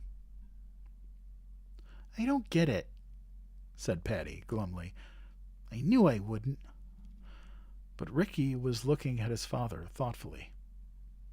"They went on thinking," he said. "The test animals. And so would we if we didn't get knocked out." "Yes," Mark said. "That's what we believe now." Something was dawning in Ricky's eyes. Fright? Excitement? "It isn't just teleportation, is it, Dad? It's some kind of time warp." "It's eternity in there," Mark thought. "In a way," he said. "But that's a comic book phrase. It sounds good, but doesn't really mean anything, Rick. It seems to revolve around the idea of consciousness, and the fact that consciousness doesn't particulate. It remains whole and constant. It also retains some screwy sense of time, but we don't know how pure consciousness would measure time, or even if that concept has any meaning to pure mind. We can't even conceive what pure mind might be. Mark fell silent, troubled by his son's eyes, which were suddenly so sharp and curious. He understands, but he doesn't understand, Mark thought. Your mind can be your best friend. It can keep you amused even when there's nothing to read, nothing to do, but it can turn on you when it's left with no input for too long. It can turn on you, which means that it turns on itself, savages itself, perhaps consumes itself in an unthinkable act of auto-cannibalism. How long in there, in terms of years? 0.000000067 seconds for the body to jaunt. But how long for the unparticulated consciousness? 100 years? 1,000? 1,000,000? 1,000,000,000? How long alone with your thoughts in an endless field of white? And then, when 1,000,000,000 eternities have passed, the crashing return of light and form and body. Who wouldn't go insane? Ricky, he began, but the jaunt attendants had arrived with their cart. Are you ready? One asked. Mark nodded. Daddy, I'm scared, Patty said in a thin voice. Will it hurt? No, honey, of course it won't hurt, Mark said, and his voice was calm enough, but his heart was beating a little fast. It always did, although this would be something like his 25th jaunt. I'll go first, and you'll see how easy it is. The jaunt attendant looked at him questioningly. Mark nodded and made a smile. The mask descended.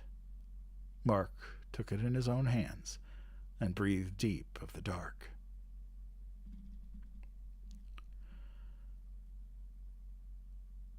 The first thing he became aware of was the hard, black Martian sky as seen through the top of the dome which surrounded Whitehead City. It was night here, and the stars sprawled with a fierce brilliance undreamed of on Earth. The second thing he became aware of was some sort of disturbance in the recovery room. Mutters, then shouts, then a shrill scream. Oh, dear God, that's Marilys, he thought, and struggled up from his jaunt couch, fighting with waves of dizziness. There was another scream. He saw jaunt attendants running toward their couches, their bright red jumpers flying around their knees. Marilys staggered toward him, pointing. She screamed again and then collapsed on the floor, sending an unoccupied jaunt couch rolling slowly down the aisle with one weakly clutching hand. But Mark had already followed the direction of her pointing fingers. He had seen. It hadn't been fright in Ricky's eyes. It had been excitement. He should have known, because he knew Ricky, who had fallen out of the highest crotch of the tree in their backyard in Schenectady when he was only 7, who had broken his arm, and was lucky that been all he'd broken. Ricky, who dared go faster and further on his slide board than any other kid in the neighborhood. Ricky, who was first to take any dare. Ricky and fear were not well acquainted. Until now. Beside Ricky, his sister still mercifully slept.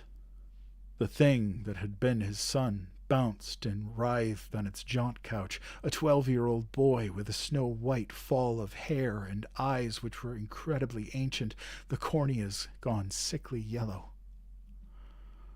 Here was a creature older than time masquerading as a boy, and yet it bounced and writhed with a kind of horrid, obscene glee. And at its choked, lunatic cackles, the jaunt attendants drew back in horror. Some of them fled, although they had been trained to cope with just such an unthinkable eventuality. The old, young legs twitched and quivered. Claw hands beat and twisted and danced in the air. Abruptly, they descended, and the thing that had been his son began to claw at his face. "Longer than you think, Dad," it cackled. "Longer than you think. Held my breath when they gave me the gas. Wanted to see. I saw. I saw. Longer than you think." Cackling and screeching, the thing on the jaunt couch suddenly clawed its own eyes out. Blood gouted. The recovery room was an aviary of screaming voices now. "Longer than you think, Dad. I saw. I saw. Long jaunt. Longer than you think." It said other things before the jaunt attendants were finally able to bear it away, rolling its couch swiftly as it screamed and clawed at the eyes that had seen the unseeable forever and ever. It said other things, and then it began to scream. But Mark Oates didn't hear it, because by then he was screaming himself.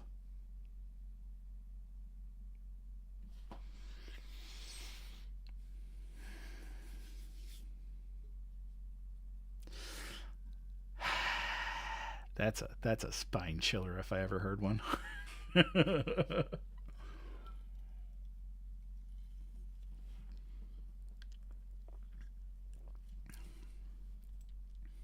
That was not okay.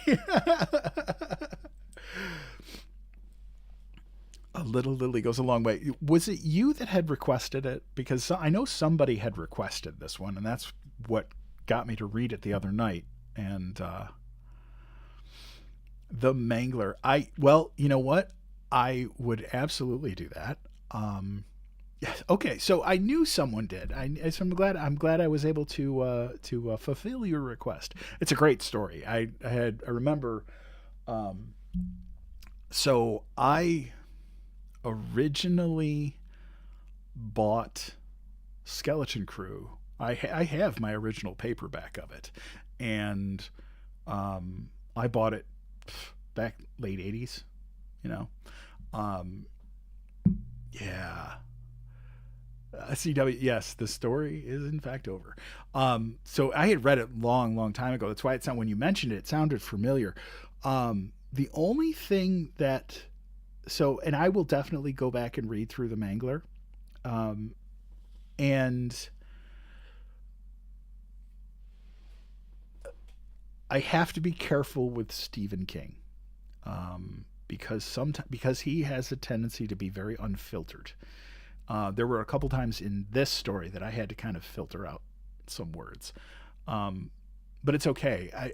I just have to see, what kind of if there's any, problematic subjects or problematic language, things like that, stuff that'll get me in trouble with the TikTok gods, because God knows we don't want that. The Fan Man. Okay, I will definitely check that out. Yeah, so I definitely will check that one out. So you mentioned the Skeleton Crew being your first Stephen King book. My very first Stephen King book was Firestarter.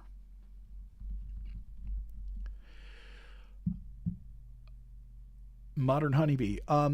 Basically, I just don't ask permission, and I hope I don't get in trouble. um, it's one of those things that I kind of skip around it because I don't republish my live streams.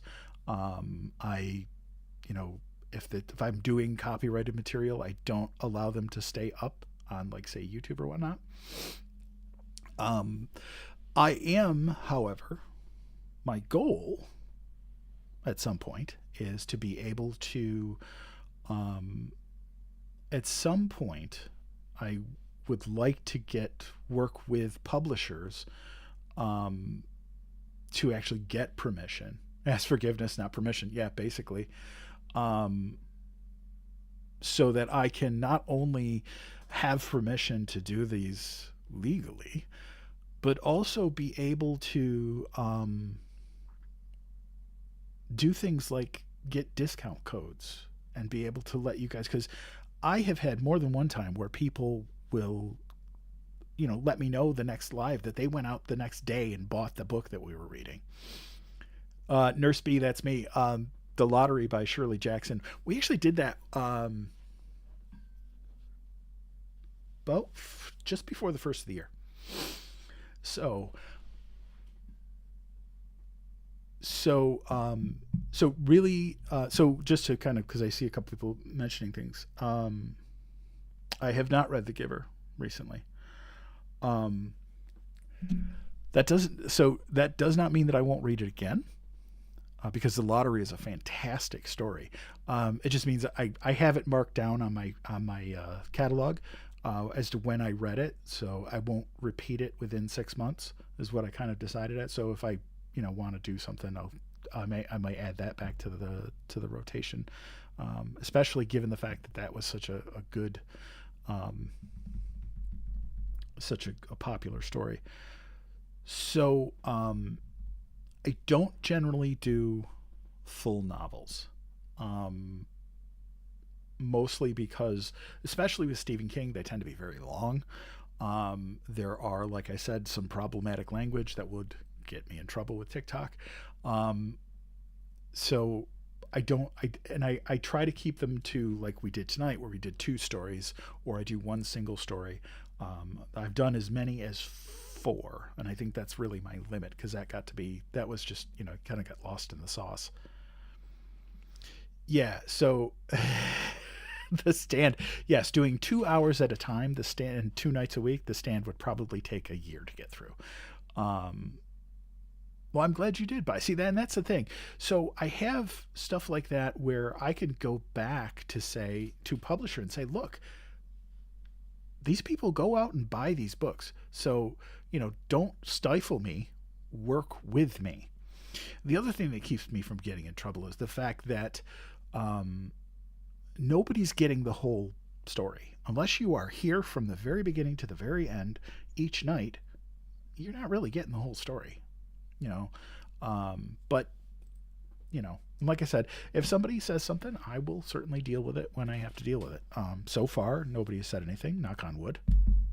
But we'll cross that bridge when we get to it. I have some big plans for this, what I call it a show. Um, I have big plans for this. One of the things I would like to do is do some traveling. Like, for instance, my youngest daughter lives in Liverpool in the UK, and some of you that are regulars have heard this before. What I would love to do is go visit her, and actually on my live nights, I'd still do the lives, but I would do them from Liverpool, and I would feature stories by either authors from Liverpool or, uh, English authors. I would love to do, eventually. I know some podcasts, they go out and they do live shows. I would love to do a live show. I think that would be amazing to have like 100 people in a room and me just read it, take it on tour. Yes, take it on tour. That's exactly what I want to do. Um, but I would, and the thing is those I would still live stream them, even if I did them, because I don't want to put stuff behind a paywall. If you want to be in the same room with me, which if you do, I question your sanity, but that's okay. If you want to come out and listen and have a meet and greet, and like and some of you have heard me say this before, but I would love to go to like Bangor, Maine, and somehow get Stephen King to come out to the show, and because he actually has narrated his own stories. It would be so amazing to narrate a story with him, and then do like a meet and greet afterwards, Q&A. That would be so awesome, and I would love to meet you too, Yanni. So I think it's something that, it's a future thing, you know, um, and but I love doing this. It's fun for me. I was like, before, I was tired today. Was really tired, and part of me was like, I don't want to get on, but now that I have, I am so happy that I did. You guys give me, hey Bob, you guys give me energy. You guys I get so much joy out of this, and it's so much fun for me. And I love telling these stories. I think it's it's I liken it to, and I've said this before. I liken it to sitting around a campfire and telling stories. Oh, thank you. That means the world to me. I have, and it's funny because I have so many people um, who tell me that they schedule to be in my lives, which is so wild to me. Like, people, like, this isn't a random thing. They take time. You guys take time out of your day. Like, you schedule that time to come in and hang out with me. I don't know. Can you guys? You guys would be amazing if you did. That would be so cool. Um, and if you guys, I don't know if you guys realize it, but on Sunday when we were doing the first part of Charlotte's Web, um, the we hit 5,500 likes or 5,500 views, but out of the 5,500 views, I got 522 new followers, and you guys got me up over 300,000 likes, which is just insane, and I just love it. So yeah, but no, I'm on. I see that in the. I see Crazy Mama answering question. I'm on every Friday, Sunday, and Wednesday. Tell my kids to scram while I listen. I love it. I love. Well, on Sundays, let them listen with you. Sundays are family friendly, and I have so. Thank you, Jacqueline. I appreciate that. I have so many parents that listen with their kids, and it's really wonderful. Um, I don't know if Marky is in here, but he listens on Sundays with his son Ezra, and they sent me a they sent me a video the other day, and Ezra is autistic, and they sent me a video thanking me, like the son sent saying thank you for the stories, and it just about broke me. I just it was so beautiful, and it's so many you know I'm glad you found me too. And we're a good group of people too.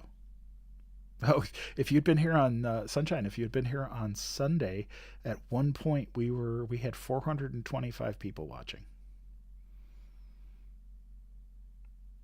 Corey, you guys are amazing. 100,000.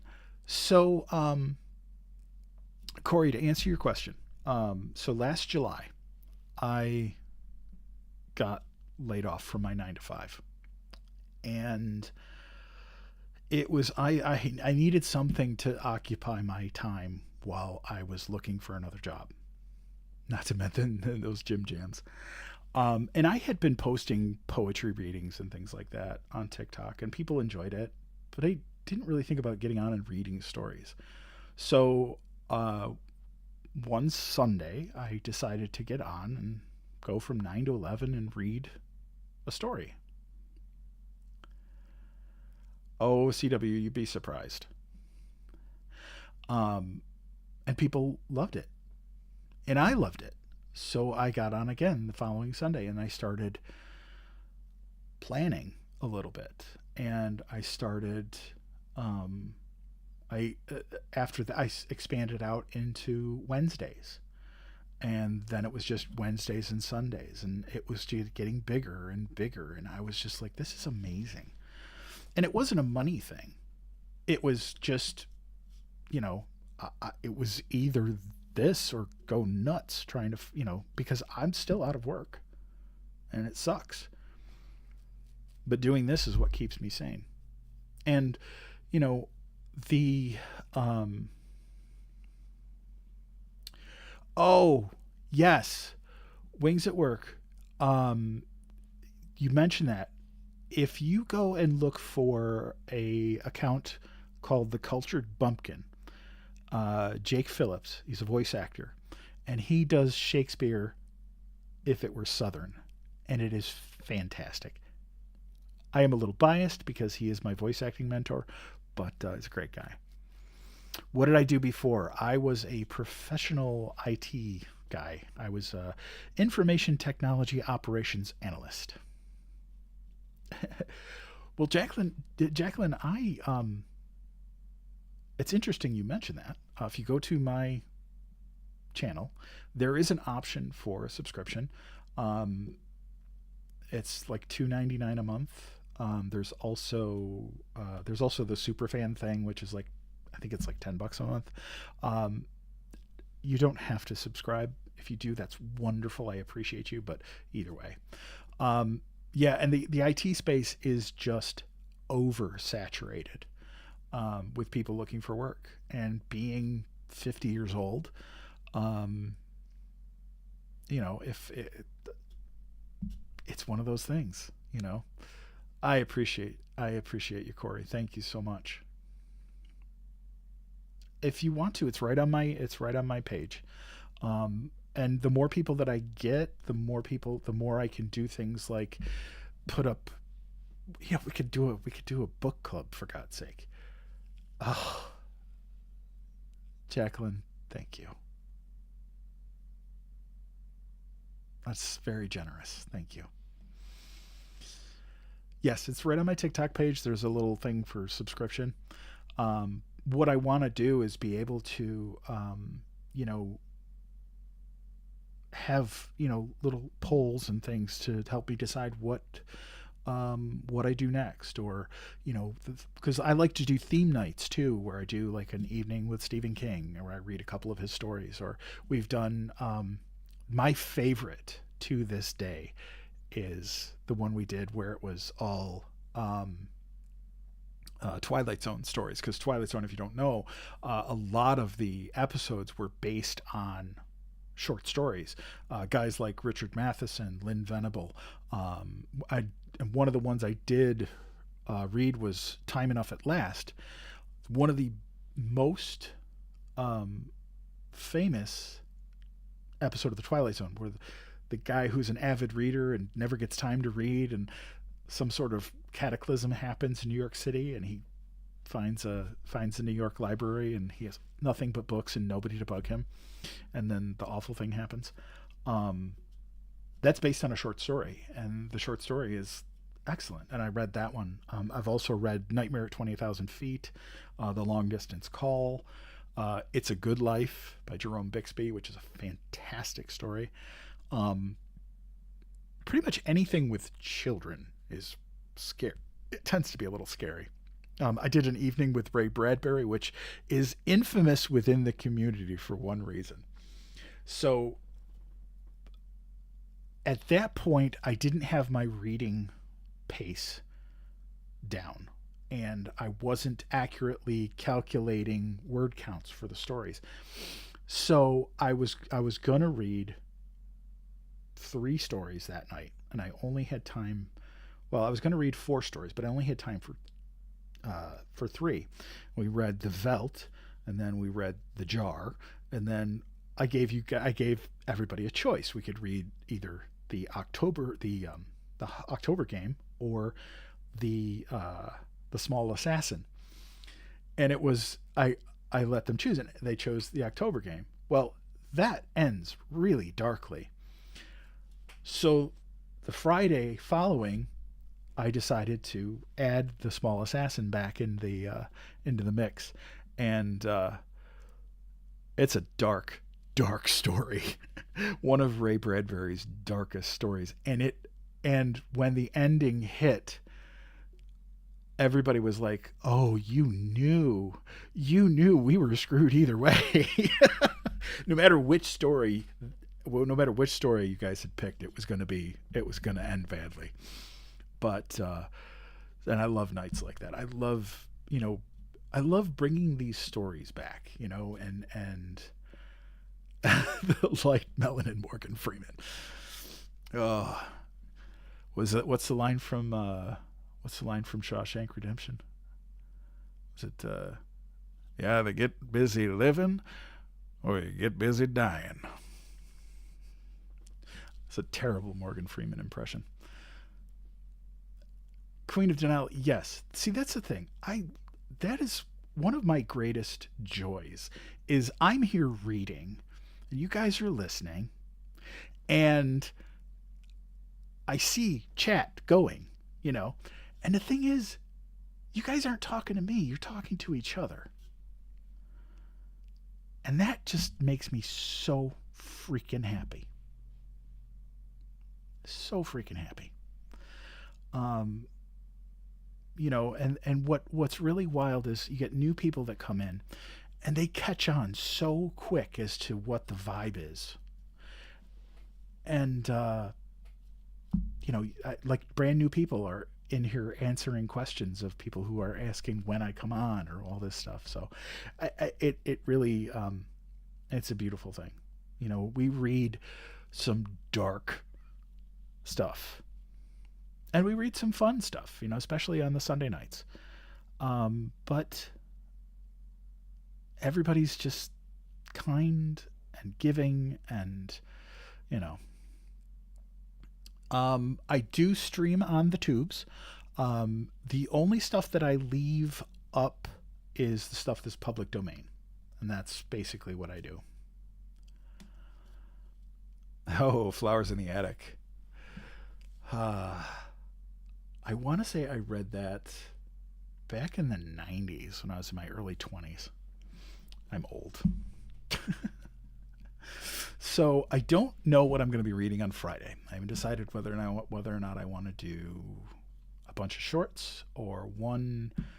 It might get me in trouble with TikTok, but it's one of those things. But that's okay.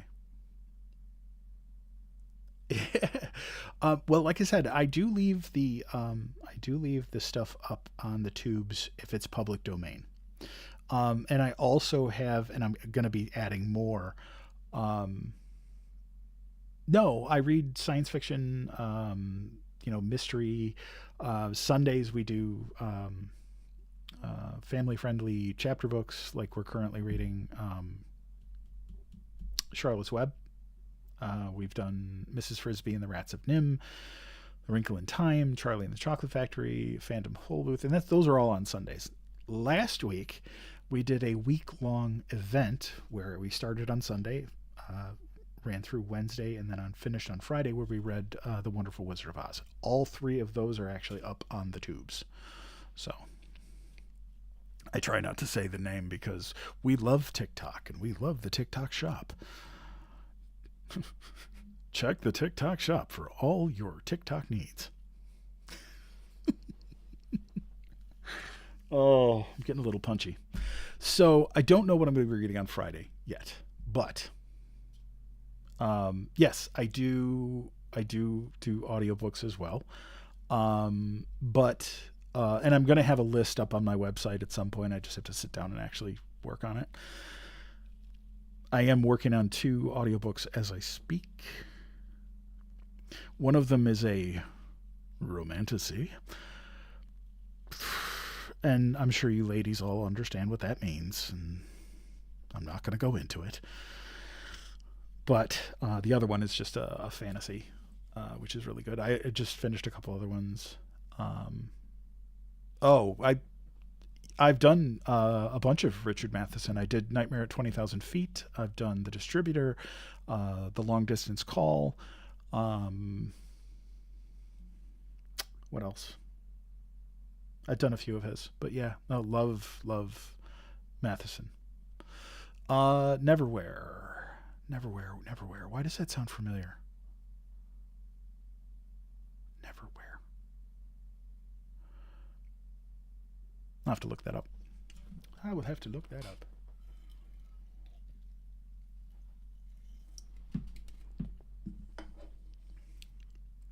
I love audiobooks. I mean, I do them professionally, but um,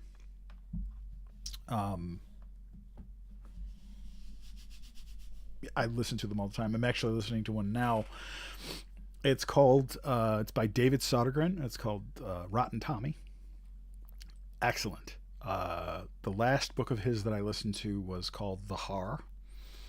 Oh, it's Neil Gaiman. That's why it sounded familiar. I'll have to look. I'll have to look and see how long it is. Um, but yeah, it's really good. It's really good. Um, But yeah, I'll have a list of my audiobooks up somewhere. And then I'm going to be doing a bunch of public domain audiobooks that I'm going to be putting up on my YouTube channel.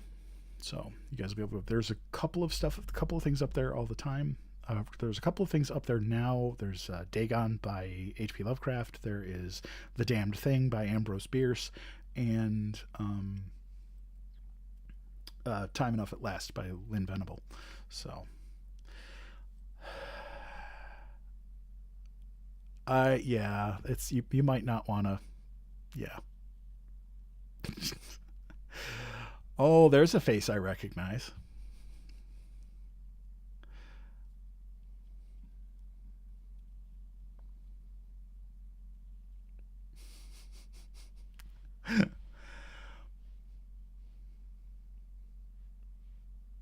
Yeah, I've got to start read Project Hay. I know. I told you I would listen to it after I finish Rotten Tommy.